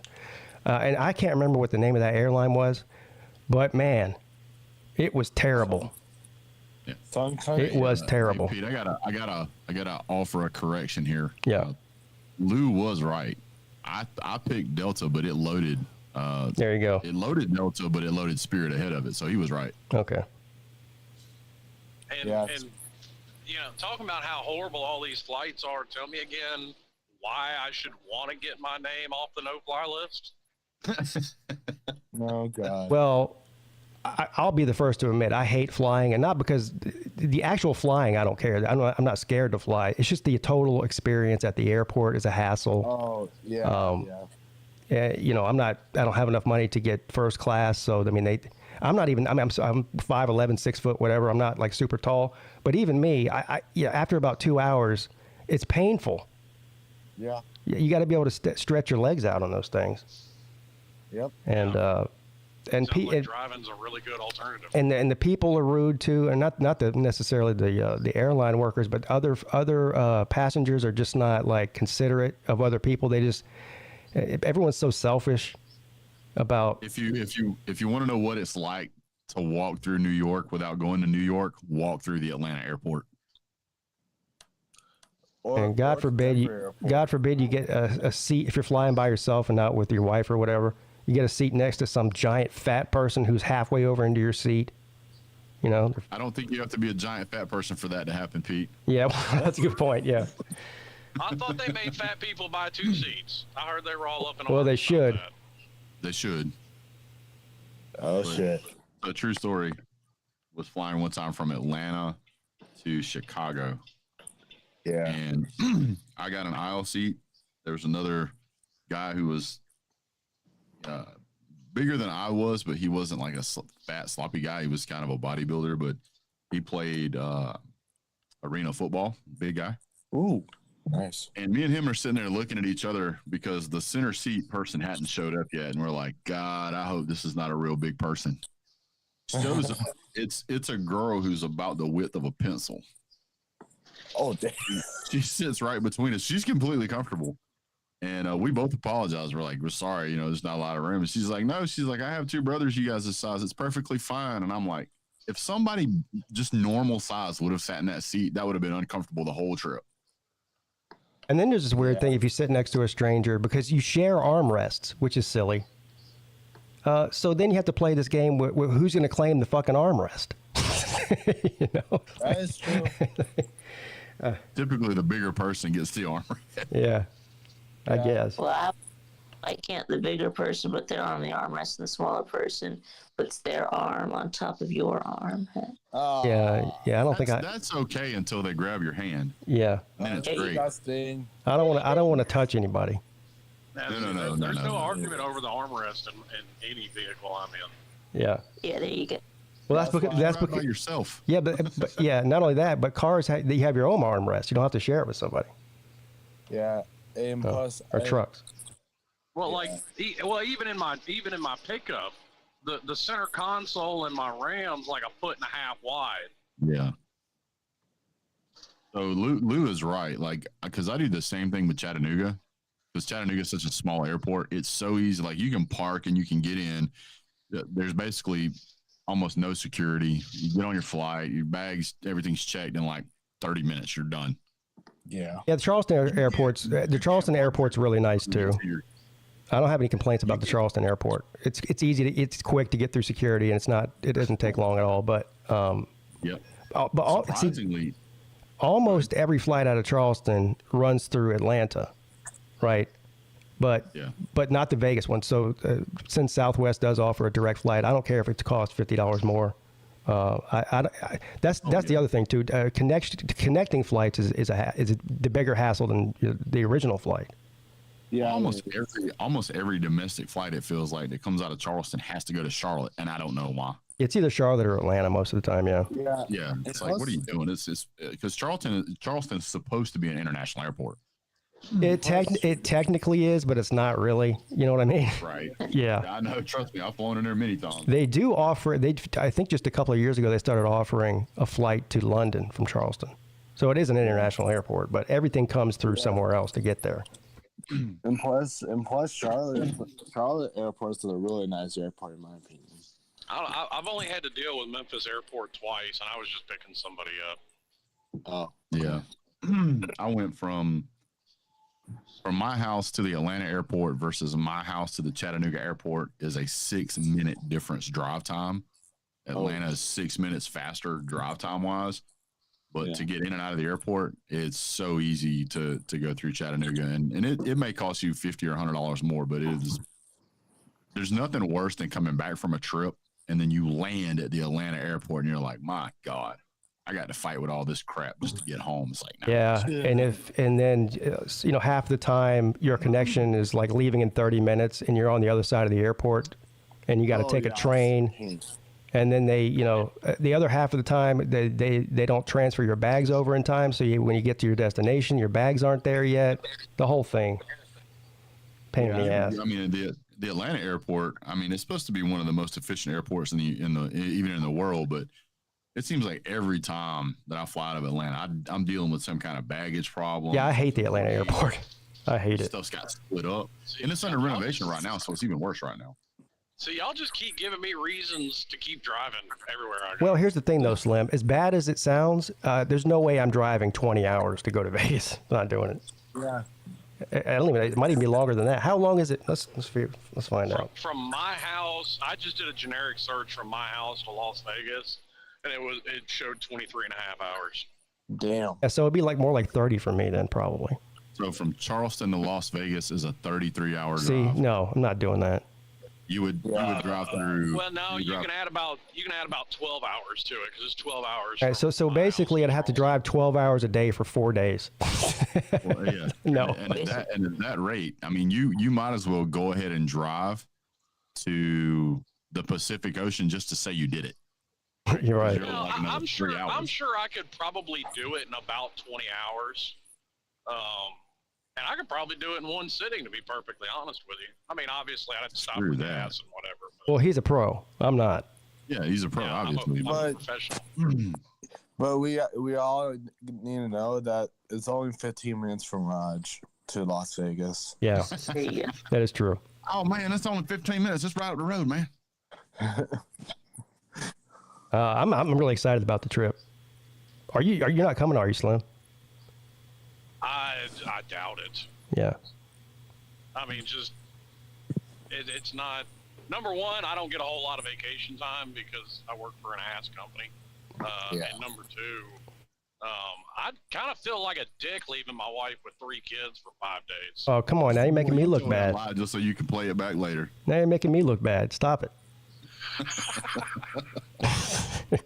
I mean, we've done, she did a couple-day trip. I've done a couple-day trip, but neither one of us have ever thought about, going somewhere 4, 5, 6 days, and everybody's not going. Yeah. So it would be terrible for me or my wife to go anywhere for 5 or 6 days because I probably couldn't get her to come back. Yeah. Right. Now, granted, it's also different. I'm also in a different situation because every child I have is under 7 years old. Yeah. Right. Yeah. That's a different situation. You're right. Yeah. I have a question for y'all. For what seat would you prefer in an airplane? Window seat, aisle seat? Well, the obvious answer is the middle seat's the worst seat. So either the window or the aisle. I actually prefer the aisle so I don't have to climb over people to go to the bathroom or just to stand up and stretch my legs.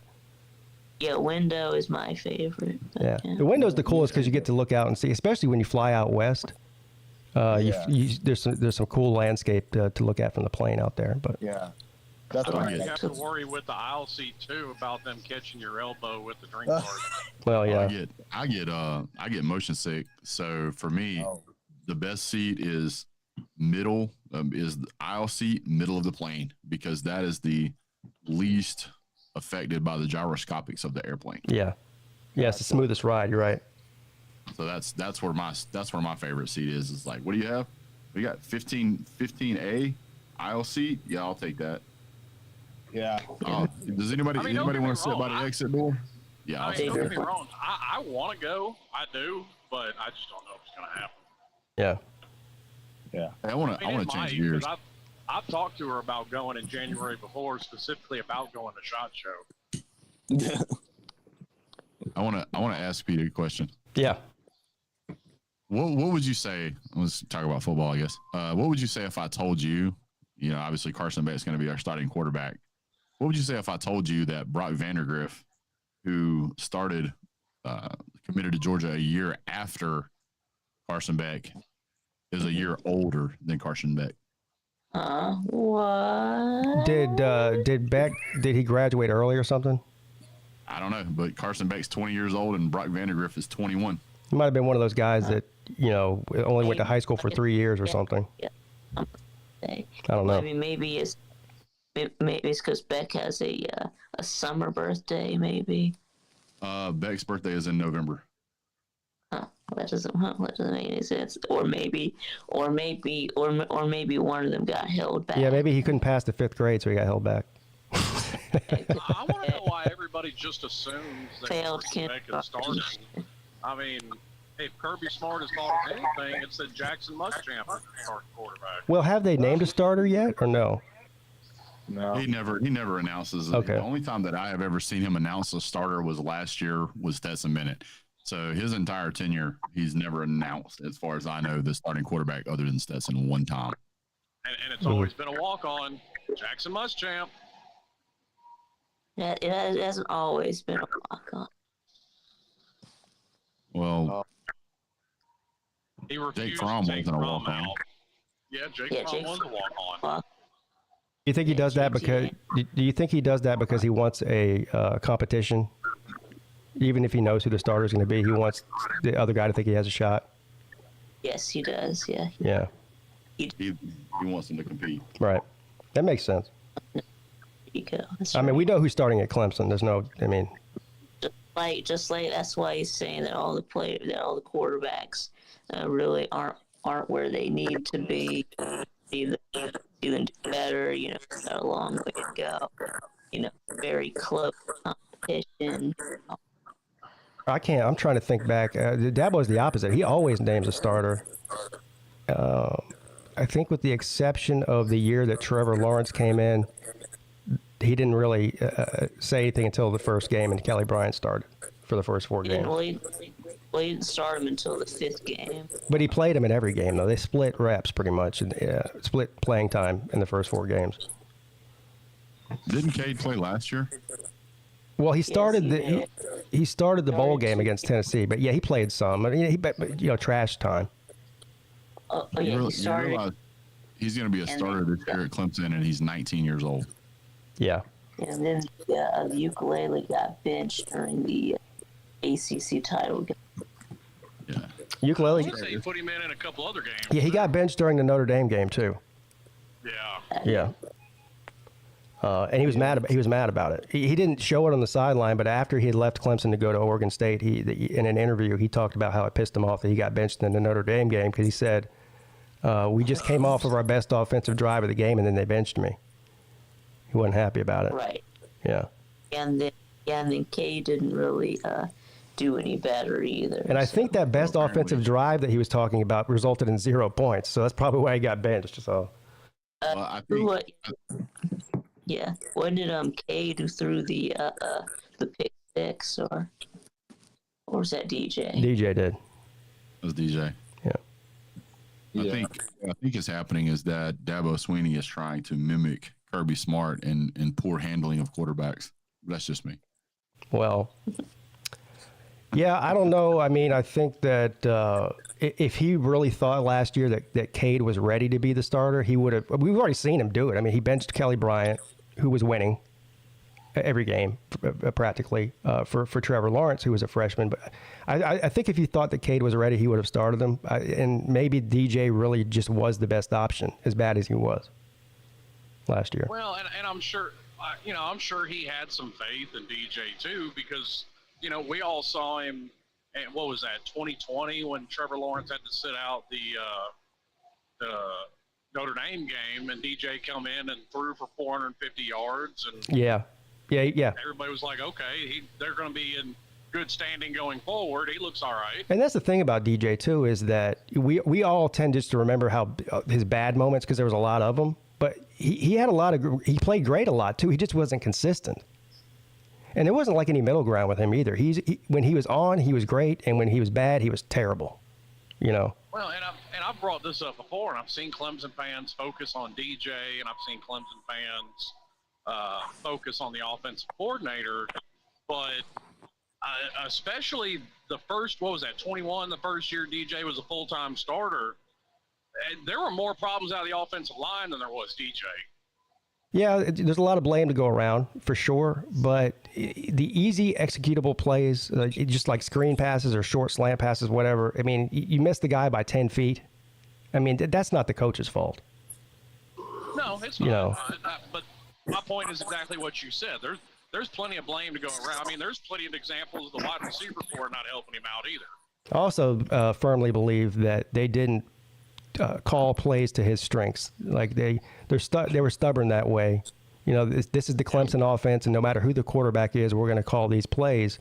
But that was it did. Yeah, well, you saw Miami do the same thing after Ken Dorsey left. Jasinski really didn't change up the offense, and it didn't work as well with Brock Berlin at quarterback, and it didn't work as well, after him with Kyle Wright.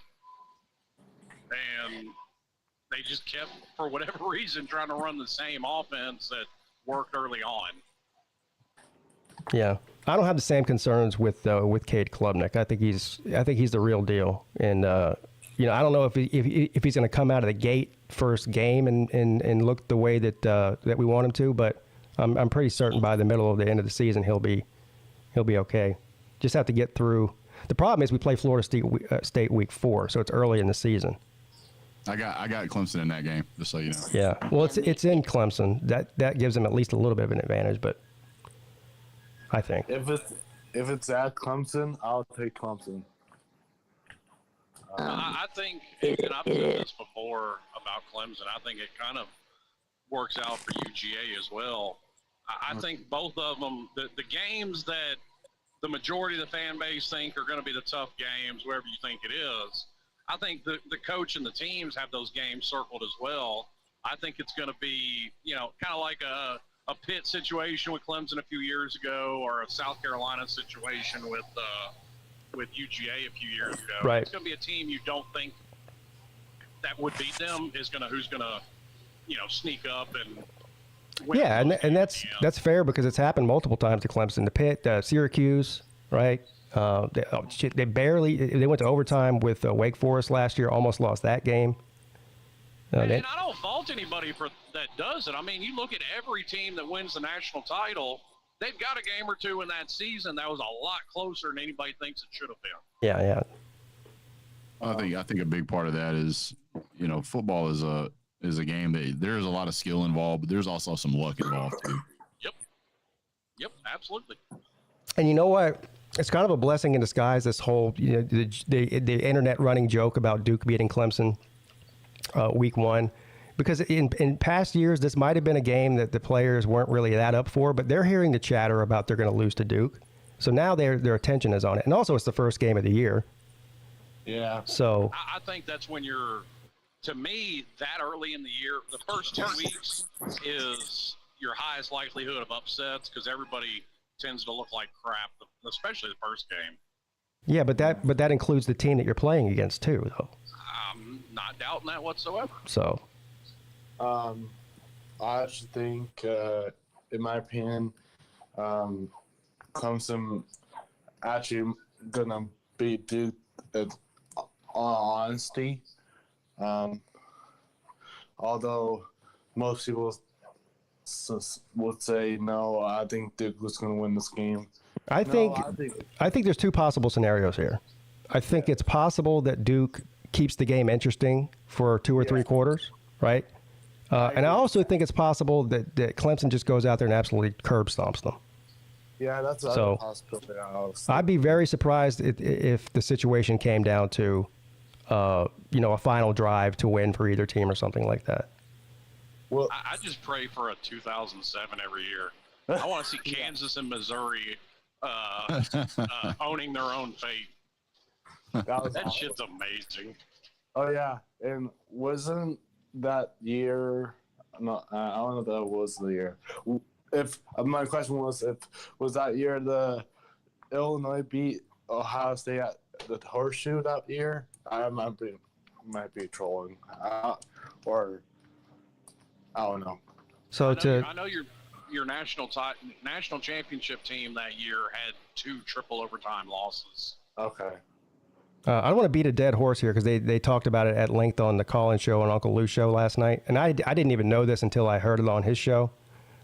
We talked a couple of weeks ago about R.J. Young and how he was going out and saying, comparing Deion Sanders to Kirby Smart and Dabo Swinney and Urban Meyer and all these coaches. And I said that he's completely gone off the deep end. But apparently he put out, he works for Fox Sports, I think. He put out his top 25 preseason rankings, and he has Colorado at 20. Yeah, he's an idiot. Yeah. How is that going to work? He's pandering to a crowd, or either he's being willfully ignorant. I don't know. How is that going to work? RJ's an Oklahoma fan. He works for Fox, and now Oklahoma's fixing to be in the SEC, which is ESPN. That does make sense. Somebody told me, and I don't know RJ, and I personally don't have a problem with the guy. I mean, for all I know, he's a nice guy. So I'm not attacking him as a person. But somebody told me, and I don't know if this is true, maybe somebody knows, that he originally started a YouTube channel that had nothing to do with football. Oh, wow. And he had no interest in football, and then decided to start doing a college football channel, but he wasn't really... He wasn't really that big of a football guy until he started doing it on YouTube. Now, I don't know if that's true or not. Maybe. I don't know. I don't know. Well, he looks Somebody like else might know. Not to rip on a guy who's more successful than I'll probably ever be, and that's fine. Good for him. But he's slowly morphing into this weird version of Post Malone. What's wrong with Post Malone? Man, ain't nothing wrong with Post Malone. I'm just saying that's a unique look. Yeah. I don't know. I haven't seen RJ since his YouTube channel went away. Is he look? I started watching RJ Young several years ago, and then he got to when he finally got picked up, like he started doing like this, pulling his dreads to the back and wearing these Cam Newton type jackets and shirts and stuff, and I'm just like, what's happened here, man? Oh, you're talking about the way he's dressing. Okay, I got you. Well, and he's gone very Stephen A. Smith-esque with a lot of his takes. Everything's racial. I mean, he's turned the Deion thing into a racial issue. See, you just hit the nail on the head. That's what that's all about. That's exactly what it's about. Agreed. So, but I guess, I mean... Yes, I've called Deion the greatest corner I've ever seen play in my lifetime, but I don't like him. Well, you can like Deion Sanders. I like Deion Sanders. You can, and I know Brett disagrees. He thinks that Deion Sanders is kind of a piece of shit the way he's handling the program. But whatever, we can disagree on that. But you can like Deion Sanders and still think that Colorado is going to be bad this year. Both of those things can be possible.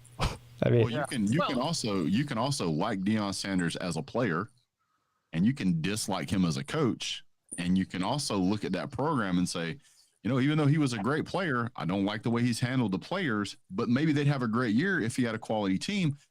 It's not the quality of the team. I think he's a terrible coach. And I think that what he's going to run into is more punches in the face than what he's prepared to deal with.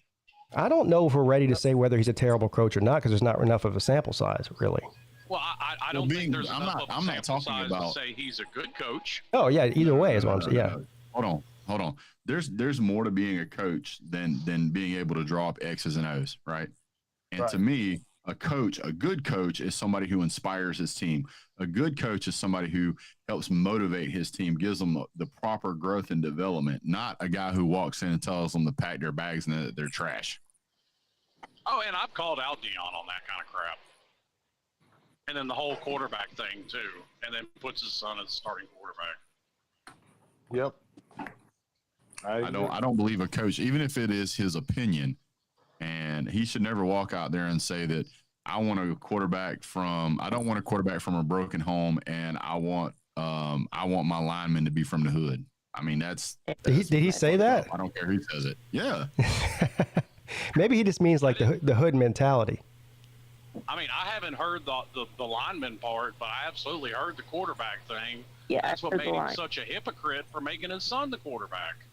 Yeah, I heard the defensive line part. Yeah. Yeah, maybe he just means like that attitude. Yeah. Not necessarily actually from the hood. I don't know. Hell, you know how Mrs. Peete likes to say she's from North Charleston? Maybe it's that kind of thing. But he meant what he said. Yes. So yeah. Well, I'll tell you one thing. Hold on. Let me. I'm gonna pull it up. Colorado made the right decision by hiring him, though, because I mean, look what he's done for the getting eyes on the program. And financially, it's going to work out for them in the long run, I think. Well, I mean, that's assuming that the old saying's true that even bad press is press. I mean, Deion's by the end of this season, Deion's going to spend a lot of time chewing on his toes because he doesn't have any toes. In his mouth. They got cut off. He's got a few left. So he's spent a lot of time sticking his foot in his mouth. So here's what he said about linemen. With O linemen, I look for 2-parent homes, a strong father that they adhere to, a smart kid with at least a 3.3 GPA and above, tough, physical, offensive lineman. Defensive lineman is totally the opposite. Single mama, trying to get it. He's on free lunch. I mean, he's just trying to make it. He's trying to rescue mama. Like, mama barely made the flight, and I mean, come on, man. Yeah. It's because, like, linemen are supposed to protect while defense linemen are supposed to attack. So. Yeah. Yeah, but here's the thing. I mean, I'm not gonna, and I'm no coach, but I'm certainly I have coached. I'm not gonna roll up to like be like, oh, your mom and dad's here. Oh, you can't play defensive line for me, man.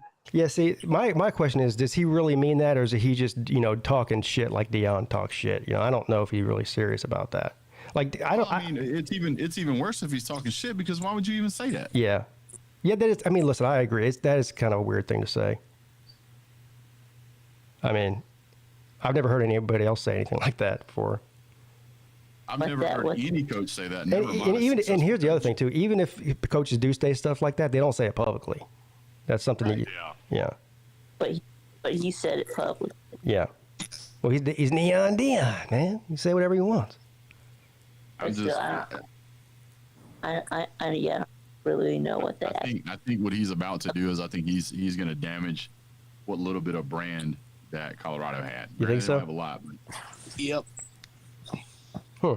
He's going to make that. He's already made that place so toxic that even I'm sure that out of the 111 people that went through the transfer portal, that at least one of those was a 5-star guy that probably should have stayed, just wasn't developed.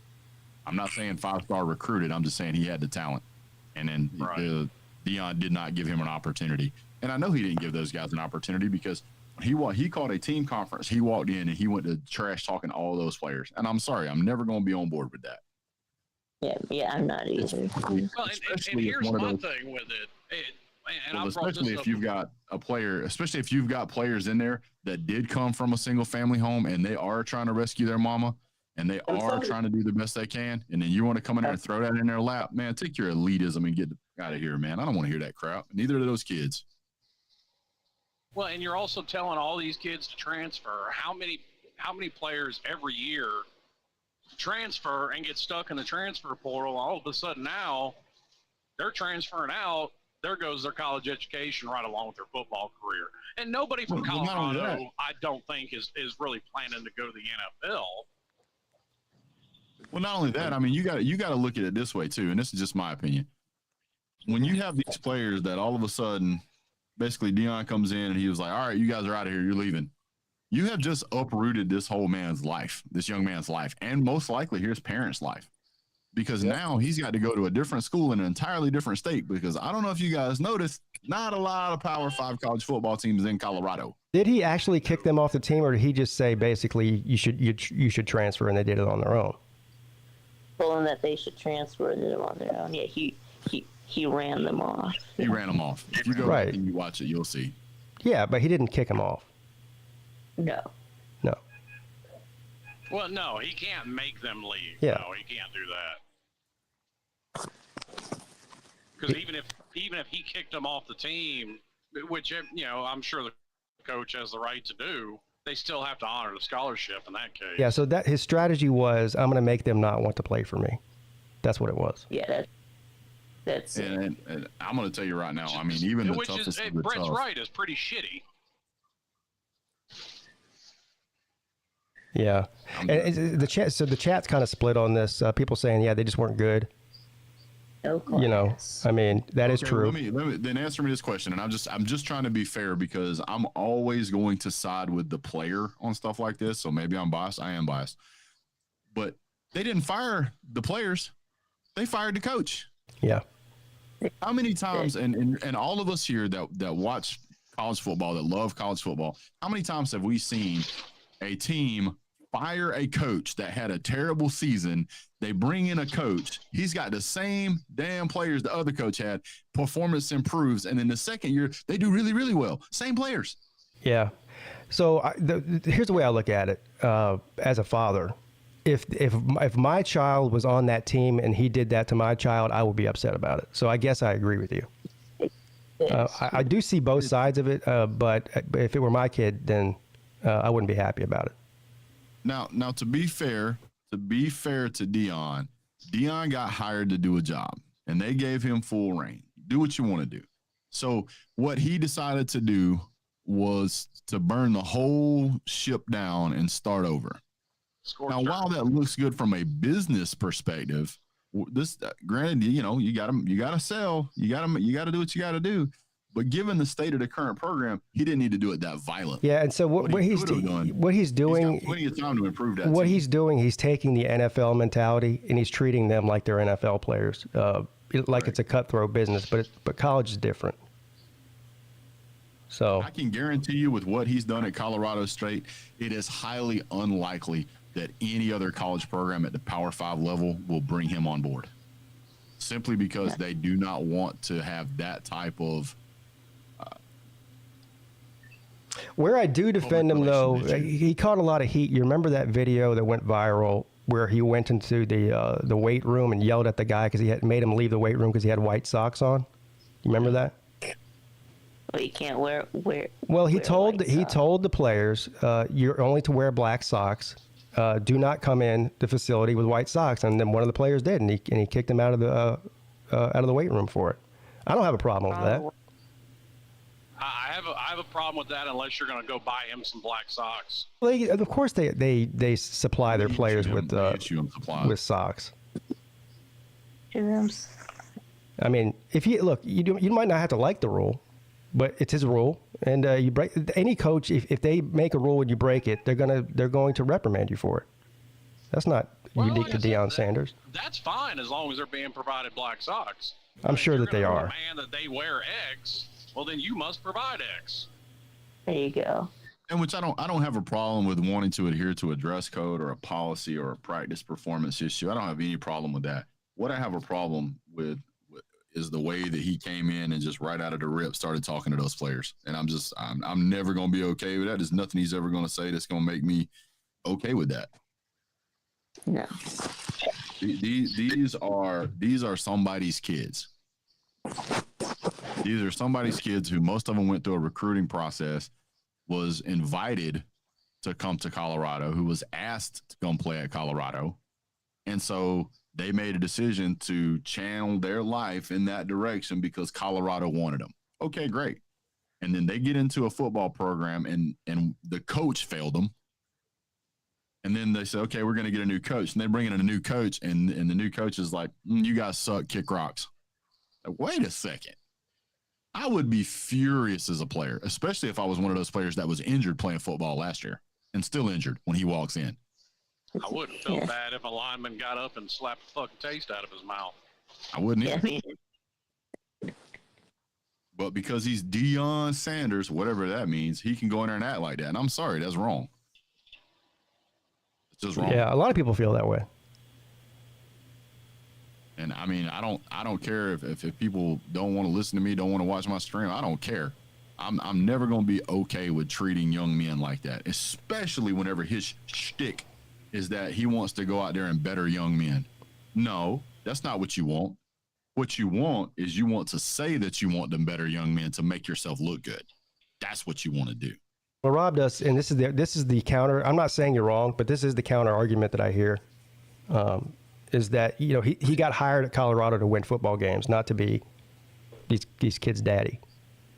100%. 100%. He got hired to get that program back on, we'll just say, a winning record, right? We'll just say a winning record. But you're going to tell me that if you walk in, whatever job you have, and you don't know what talent you have there, you don't know what you have at all, and you say, you know what, all you guys can leave because I'm bringing folks with me. Get out. So what about this? What about this theory? This isn't the moon landing tinfoil hat, but put your tinfoil hat on for this one. What if this was sort of a test? Like, I'm going to go in there and make them want to leave so bad. Let's see who actually does stay and stick it out. Well, I would buy into that theory, except that's not what he did at Jackson State. And he had already lined up several players to jump in the transfer portal to come with him. So that meant he had to make room. I don't buy that theory. And I agree that, yes, Colorado did hire him to win football games, but then get off your soapbox talking about, I'm trying to build better men. One or the other. Yeah. You can't have it both ways. Well, I don't know. In the real world, if you're preparing young men for the real world, your boss might come in one day and say, you're all fired. I'm hiring new people. And that's business, right? Yeah. That's not. I understand. That's not a team environment. I have never heard of. I have never heard of anything like this happening with any coach at any level. Well, and I get your point that they're preparing them for the real world, but at the end of the day, there is nothing farther from the real world than a D1 college football program. that is kind of true. You got a point. You got a point. That is kind of true. Let me ask you a question, right? If you have, let's just say that you're a college football coach, okay? And I told you that last year you had a running back who averaged 4.7 yards a carry. You have another running back who averaged 4.8 yards a carry, and both of those guys are over 60 carries apiece, right? Now, keep in mind, they got 4.7 and 4.8 yards per carry at Colorado. Does that sound like a trash player? No. Doesn't sound like one to me. That's better than any Miami running back last year. What about having three wide receivers that are averaging over 15 yards a catch that are 20-plus receptions each? Yeah. Are those trash players too? No. Because if that's the case, half of the rosters at most schools would be empty of their star players. Yeah. How about a linebacker at Colorado State that had 64 solo tackles, 96 TOTs, and 3.5 sacks in a season? Does that sound like a trash player? 28 sack yards, by the way, and an interception. Trash player? No. How about Trevor Woods as a safety who had no safeties, had 65 solo tackles, and had 2 forced fumbles? That's a trash player? I ain't buying it, man. Everybody wants to say, well, these players were no good. They don't actually go over here and look at the stats on these guys. Some of these players are pretty good. Yeah, see, you just gonna walk up and talk to the whole team like that, man. Get out of here. Huffer Billy says something, comparing Dion's situation to Venables. I think it's a little bit different, but Venables did something similar, but he didn't do it that way when he got there because he's a defensive guy and they had a terrible defense. And I'm sure the vast majority of the players on Oklahoma's defense when he got there didn't meet what his standard is or what his goal is for the defense at Oklahoma ultimately. But he did call a meeting when he first got there with the coaches and the players, and basically said if you're not 100% in and buying into what I'm selling, then I don't want you here. And he said, not only do I not want you here, I will help you leave and find somewhere for you to go. So Yeah. But well, that's completely different. You're giving them a choice to either, hey, get with this new program, or if you don't want to, we'll help you move on to something else. And for anybody who gets it twisted, I want to be 100% clear. If Kirby Smart said the same thing to our team, I would react the same way to him. That coaches come and go, players come and go, but that program, whatever your program is, whether it's Clemson, whether it's Georgia, whether it's Vanderbilt, I don't care. Your program has a specific culture that you want to cultivate. And if you have somebody who comes in and that's the kind of morals and actions that they take, it doesn't reflect that great upon your program. And Wet Blanket's, you're right. He can do whatever he wants to do. He sure can. He can fire everybody on that staff. He can fire both the offensive and the defensive coordinator, and he can call both the offense and the defense. But I bet you that lasts about a year. So yeah, he can do whatever he wants. Well, and speaking I can't see the comments, but I'm sure it's in there somewhere. When Mario had his little blow up last year, it was at a parent coming at him, not a player. Yeah, I remember that. Yeah. Or what they say to a parent that comes at them. Well, we'll see how it affects, because you were talking about building a culture a few minutes ago. You know, this is one of the, Dabo Swinney gets a lot of heat about the transfer portal thing. But ultimately, though, the recruits appreciate that, because they feel that he has some kind of loyalty to them. Whether that's true or not, that doesn't matter. That's the perception. What's the perception with Deion's trying to bring in recruitment? I'm not talking about transfers. I'm talking about recruiting in the future. They're going to be looking at this situation going, is he really that loyal to his players? And the answer is probably no. Not. Well, and to be honest, I think it's already had an effect on recruiting. Where's Colorado at? If Deion's such this great recruiter, he can get all the 5 stars he wants. They're not recruiting very well. Well, here's the thing, is that what he did whenever he walked in there is he basically told the guys that was in the room, the guys that are coming with him, and the guys that he's going to recruit, is that you are 100% replaceable at any time. And players, elite 5-star players, they don't want to hear that crap. What they want to hear is, look, man, we believe in you. We can make you an NFL talent. We're going to teach you how to do it. You got to buy into the program, and we're going to get you there. That ain't what Deion's saying. Deion is saying is that if you don't meet my standard, you better go play somewhere else. That is 2 vastly different mentalities. Yeah. And I'm sure this mentality goes on everywhere, but, I've heard specifically an interview from a Miami player say this. That is a far cry from, somebody – when you do it the right way – and I'll use Miami as an example, like Butch Davis did, that what Brett just said is a far cry from players willing to play injured because they know the guy behind them will take their spot and not relinquish it. So, absolutely. So, right now, Colorado for the 2024 rankings is currently 60th. They've got 2 4-stars and 6 3-stars, right? And they're behind teams like Iowa State, Indiana, Syracuse, Wake Forest, Arizona State, Maryland Terrapins, Kansas Jayhawks, Arizona. I don't even know the name of their damn team. But you're doing such a great job out there, huh? Okay.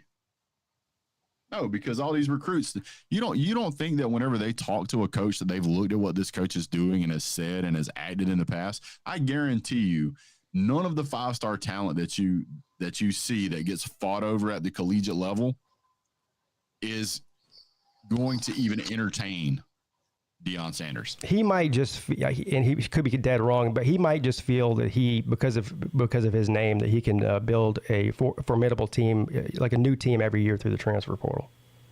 Well, I'm sure he does, because he's full of himself. And I mean, that's part of what makes Deion Deion. So I'm not knocking him for that.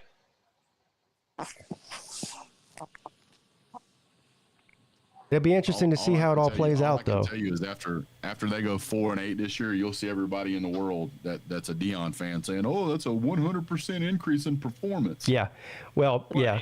That's if they go 4-8, because I was on the live show the other day, and I mean, Cremani McLean flipped from Miami, went out there.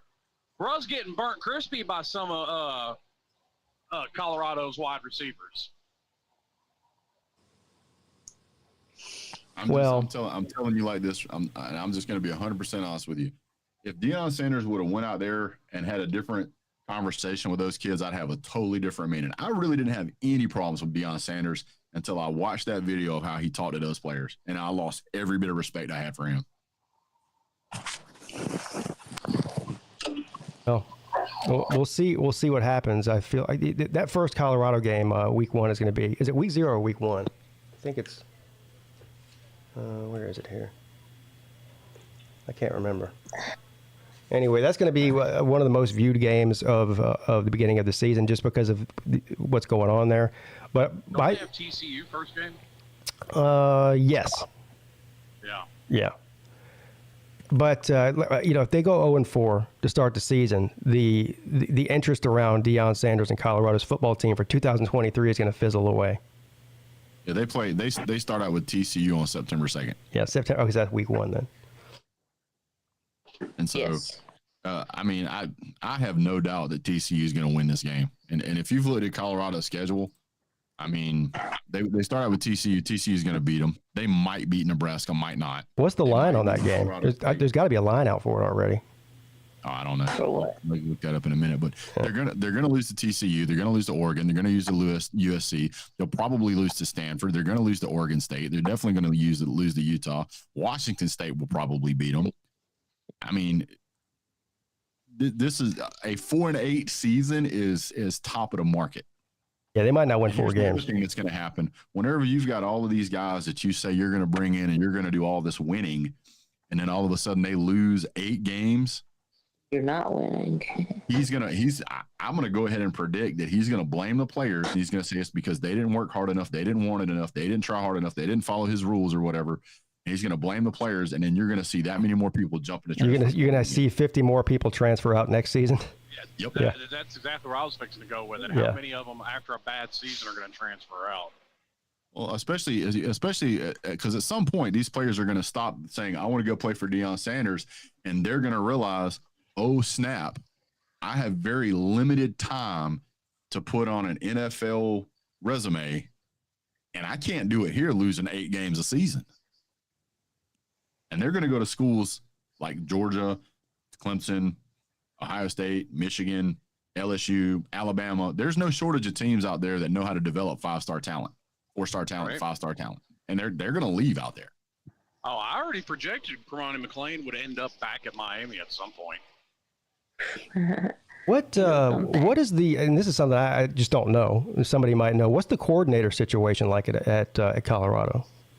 Who are the coordinators? idea. And does it matter? I don't know who he hired. Yeah. I'm assuming he just brought his staff from Jackson State. Probably, yeah. I guarantee if he does that, he's going to get absolutely embarrassed. Yeah, well, and see, I even had a problem with Deion before that, and it wasn't. I mean, whatever, because me and Pete got in this conversation a few times. He tried playing that race card a little too hard at Jackson State for my liking. So Sean Lewis is the offensive coordinator at Colorado Charles State. Kelly is the DC. He was the head coach at Kent State. Yeah. So he's not ready. He's not ready for Power 5 collegiate football. OC guy from Kent State. And Charles Kelly is the offensive coordinator.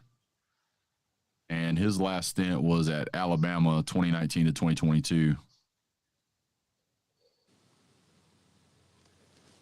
ADC, assistant defensive coordinator. So look at how bad their defense was last year at Alabama with 4- and 5-star blue chip players all over the field. And then you take that guy and you're going to put him in Colorado and expect that guy to help? Nah, I'm good. Yeah, because I think Alabama's problem was their lack of discipline, and something tells me that right now in Colorado, they're far less disciplined than anything going on in Alabama. I do think his son has a potential to be a pretty good quarterback, but Not from his back. well, there you go. Have you seen their offensive line? Yeah, I seen it. Didn't they do They some have weird? a 300-pound offensive lineman. Didn't they do some weird 7-on-7 shit for their spring game or something like that? Yeah. Yeah. But that was their spring game. Remember that their roster is totally different now. So Yeah, I don't think they had a full team then. probably why they did that. Yeah, it's almost like bringing in a transfer quarterback after the spring game. You just scream success. Yeah, I mean, most of the players who played in that spring game ended up transferring. So Let's see. We have an oversized cornerback here at Colorado who's 6'2", 165 pounds. 6'2", 165, and that's over. Yeah. Then they got a running back. He's 5'9", 170 pounds. Oh my God. Ooh. Fucking smaller than me. You have another wide receiver who's 5'10", 170. Another wide receiver who's 5'10", 165. Oh my God. Their safety is 5'10", 185 pounds. Let's see. Now they do have an outside linebacker at 250. Another safety at 205. That's fair. Here's a cornerback, 5'11" at 180. A wide receiver at 180. Another wide receiver cornerback at 185. Another wide receiver at 5'9", 165 pounds. Did you just say that their running back room, the one that weighs the most, only weighs 170 pounds? I think there's another one in here somewhere. Oh. Let's see if I can find it. So there's a running back at 5'9", 215. Okay. All right, there's their guy. Yeah, that's their biggest guy. Jeez. Here's another running back, 5'9", 195. Inside linebacker, he's 215, so he's decent size. Here's a running back at 200 pounds. Here's another wide receiver, 5'10", 160 pounds. So what about their line? I'm trying to find it right now. It's, as you can imagine, their roster is very disorganized. Because you've got cornerback, running back, outside linebacker, running back, cornerback, wide receiver. This is the way the roster is reading. It's not sorted. Punter, defensive end, 6'2", 260 pounds. He's going to get bodied.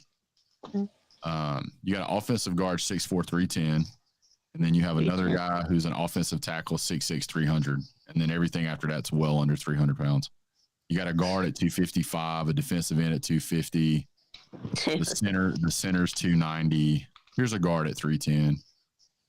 But your center's only 285. Your other offensive tackle's 280. Another guard at 280. They're going to get killed if they play anybody in the SEC. If you're coming in as a true freshman at 290, okay, that's fine because you're not expecting to play your true freshman year. Okay, this guy's 285 as a sophomore, 295 sophomore, 290 as a grad student, 280 as a grad student, 295 as a senior. There you go. They're undersized. Yes. Oh, Redavius Hall says it right. He says Colorado lacks depth with their starters. We'll have to play a lot of snaps. That'll be the problem. Yeah. Yeah, what are you going to do when you start to stack up some injuries through the year? Well, I mean, a team like Kentucky would body bag this team. Yeah.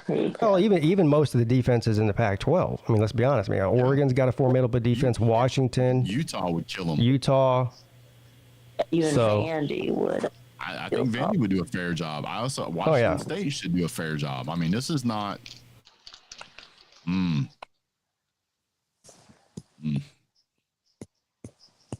even like USC might not be great defensively, but they don't have a problem with size at all. They got big guys. They got some guys on this roster here and there. That's the 300-pound mark. There's a lot of 280 guys. There's a lot of 270 guys.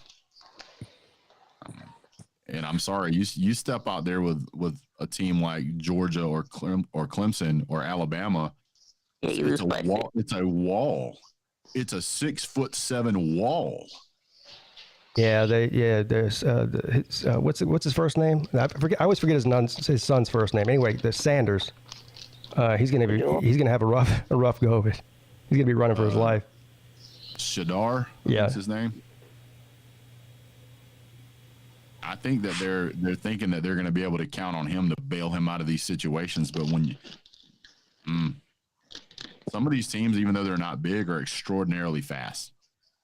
Like USC right now is a very fast team.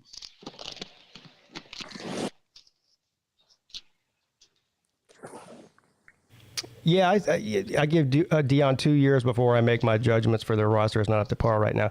Yeah, but that's sort of the debate that we're having is, will he be able to build a roster the way that he's managing things?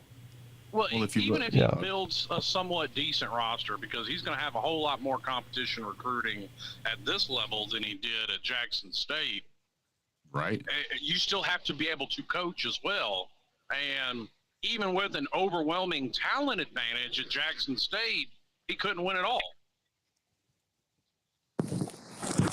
So Colorado is currently ranked with the 2023 class at number 29. They have 1 5-star, which is their transfer, 3 4-stars, and then 16 3-stars.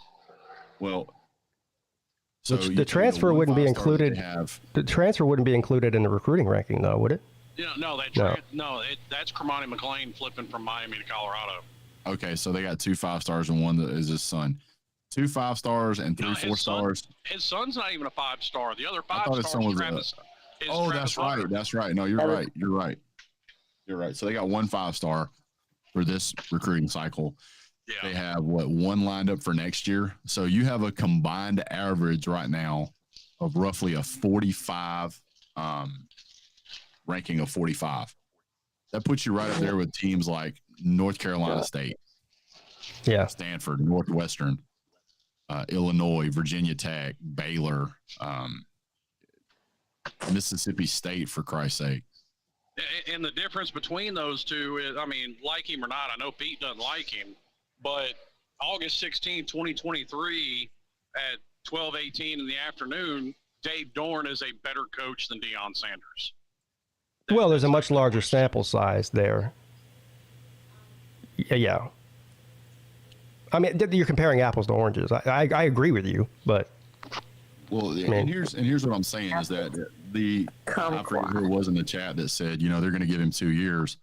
You can look at recruiting, and that 99% of the time has a correlation to where your team's going to be in a couple of years. So, well, first of all, if Deion falls on his face for 2 seasons in a row, they won't have to fire him. He'll leave. Oh yeah, he'll leave. And then he'll blame the administration. Yeah, but it'll be bad if that happens. But yeah, he has no interest. First of all, he's not like an up and coming young coach trying to make his way through college football. He doesn't need the money. No. He's already got. He's fine financially, and he could go right off into the sunset or go get a TV job somewhere or whatever. He doesn't need to do what he's doing. Well, we assume he's fine financially. I mean, he better be. I would think he is. Well, I mean, you would think that AB is too, but AB's flat broke. Well, that's not. Yeah. Yeah, he couldn't make his payments to the Arena Football League, and so his team got shut down. I would think that Deion's got to be worth net worth of upwards of over $100 million based on just what he made playing baseball and football, and then how many years did he work in broadcasting after that? So I do want to point something out though, is that I just looked at their roster and they have roughly 60 players that are sophomores and below. So that means every other player, because a lot of these juniors are going to leave. We all know juniors are going to leave. They just do. So he's going to have probably somewhere around 65 total players next year on that team return. That's not much. That's not even completing your scholarship count when you take into consideration that he's bringing in, what is it? Barely 20, not even 20. Yes, exactly 20 commits. That would bring you up to 85, 65 plus 20. And that's if all the freshmen stay. That's if all of the freshmen and all of the sophomores stay. Well, and that's not even your complete roster. I mean, yeah, it's 85 scholarship players, but everybody's got, what is it, 110 total players? Yeah, that's about right. See, right now, their entire roster is not even, I would wager it's not even 100 players, dude. No. Is it even 85? Right? I can't. I'd have to throw it into an Excel file to see, but it doesn't look.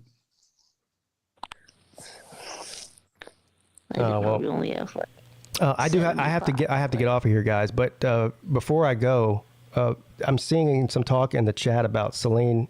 Is he doing a show at 3 or not? I don't know, but we know that he has some. He got butt with, hurt. Yeah, I talked about that a little bit at the beginning. I missed the fight. I only came in whenever Celine was losing his mind and then got off. But yeah, I mean, all it basically boiled down to was the morning show. All it basically boiled down to was me and Brennan both asked him. It's like, well, somebody that doesn't go to synagogue, doesn't keep kosher, doesn't follow any of the things that you would expect of somebody that's religiously Jewish. How are they considered Jewish if they don't do those things? Oh, so he got mad about that? Yeah. I mean, because you hear culturally Jewish or culturally Islamic all the time. And then obviously once he lost his mind, then Brennan was just like, okay, I'm gonna start pushing his buttons. Yeah. Yeah. I'm waiting for him to call him a Gilligan hat wearing. I don't think I've ever seen him that mad before. But I mean, I don't get it, man. That was just some legitimate questions being asked that he just flipped out over. Beep boop beep. I do want to point this out real quick before we jump off, and then I'm going to go too. But Colorado State only has 2 guys on their defense that's 300 pounds or over, and they have 20 players on their roster that are at 180 pounds and less. Wow. You said Colorado State. You meant Colorado, right? I mean Colorado. Yeah, Colorado. Yeah. Well, we'll see. Anyway, all right, guys. I appreciate you coming on. Everybody go check out Celine Driver at 3 p.m. That ought to be interesting. Yes. Hey, Anyway, Pete. yeah, I thought that I should warn you that Traveling Fools is trying to wrest me away from you. So Yeah, well, that's fine. He can do whatever he wants. You made the right choice. You know it, and I know it, and he knows it too. Yep. Yeah. Hey, one more thing, Pete. Bye. Bye. All right, gentlemen. Thanks for coming on. I appreciate you. Yes, sir. Talk to you later. All right, guys, that's going to do it. Thanks for tuning in. Great show today. We did the news, talked some football, talked a little bit about a little of everything. So I will be back tonight at 10 p.m. for the live college football call-in show. Looking forward to it. Everybody have a great Wednesday. I'll see you at 10 o'clock tonight.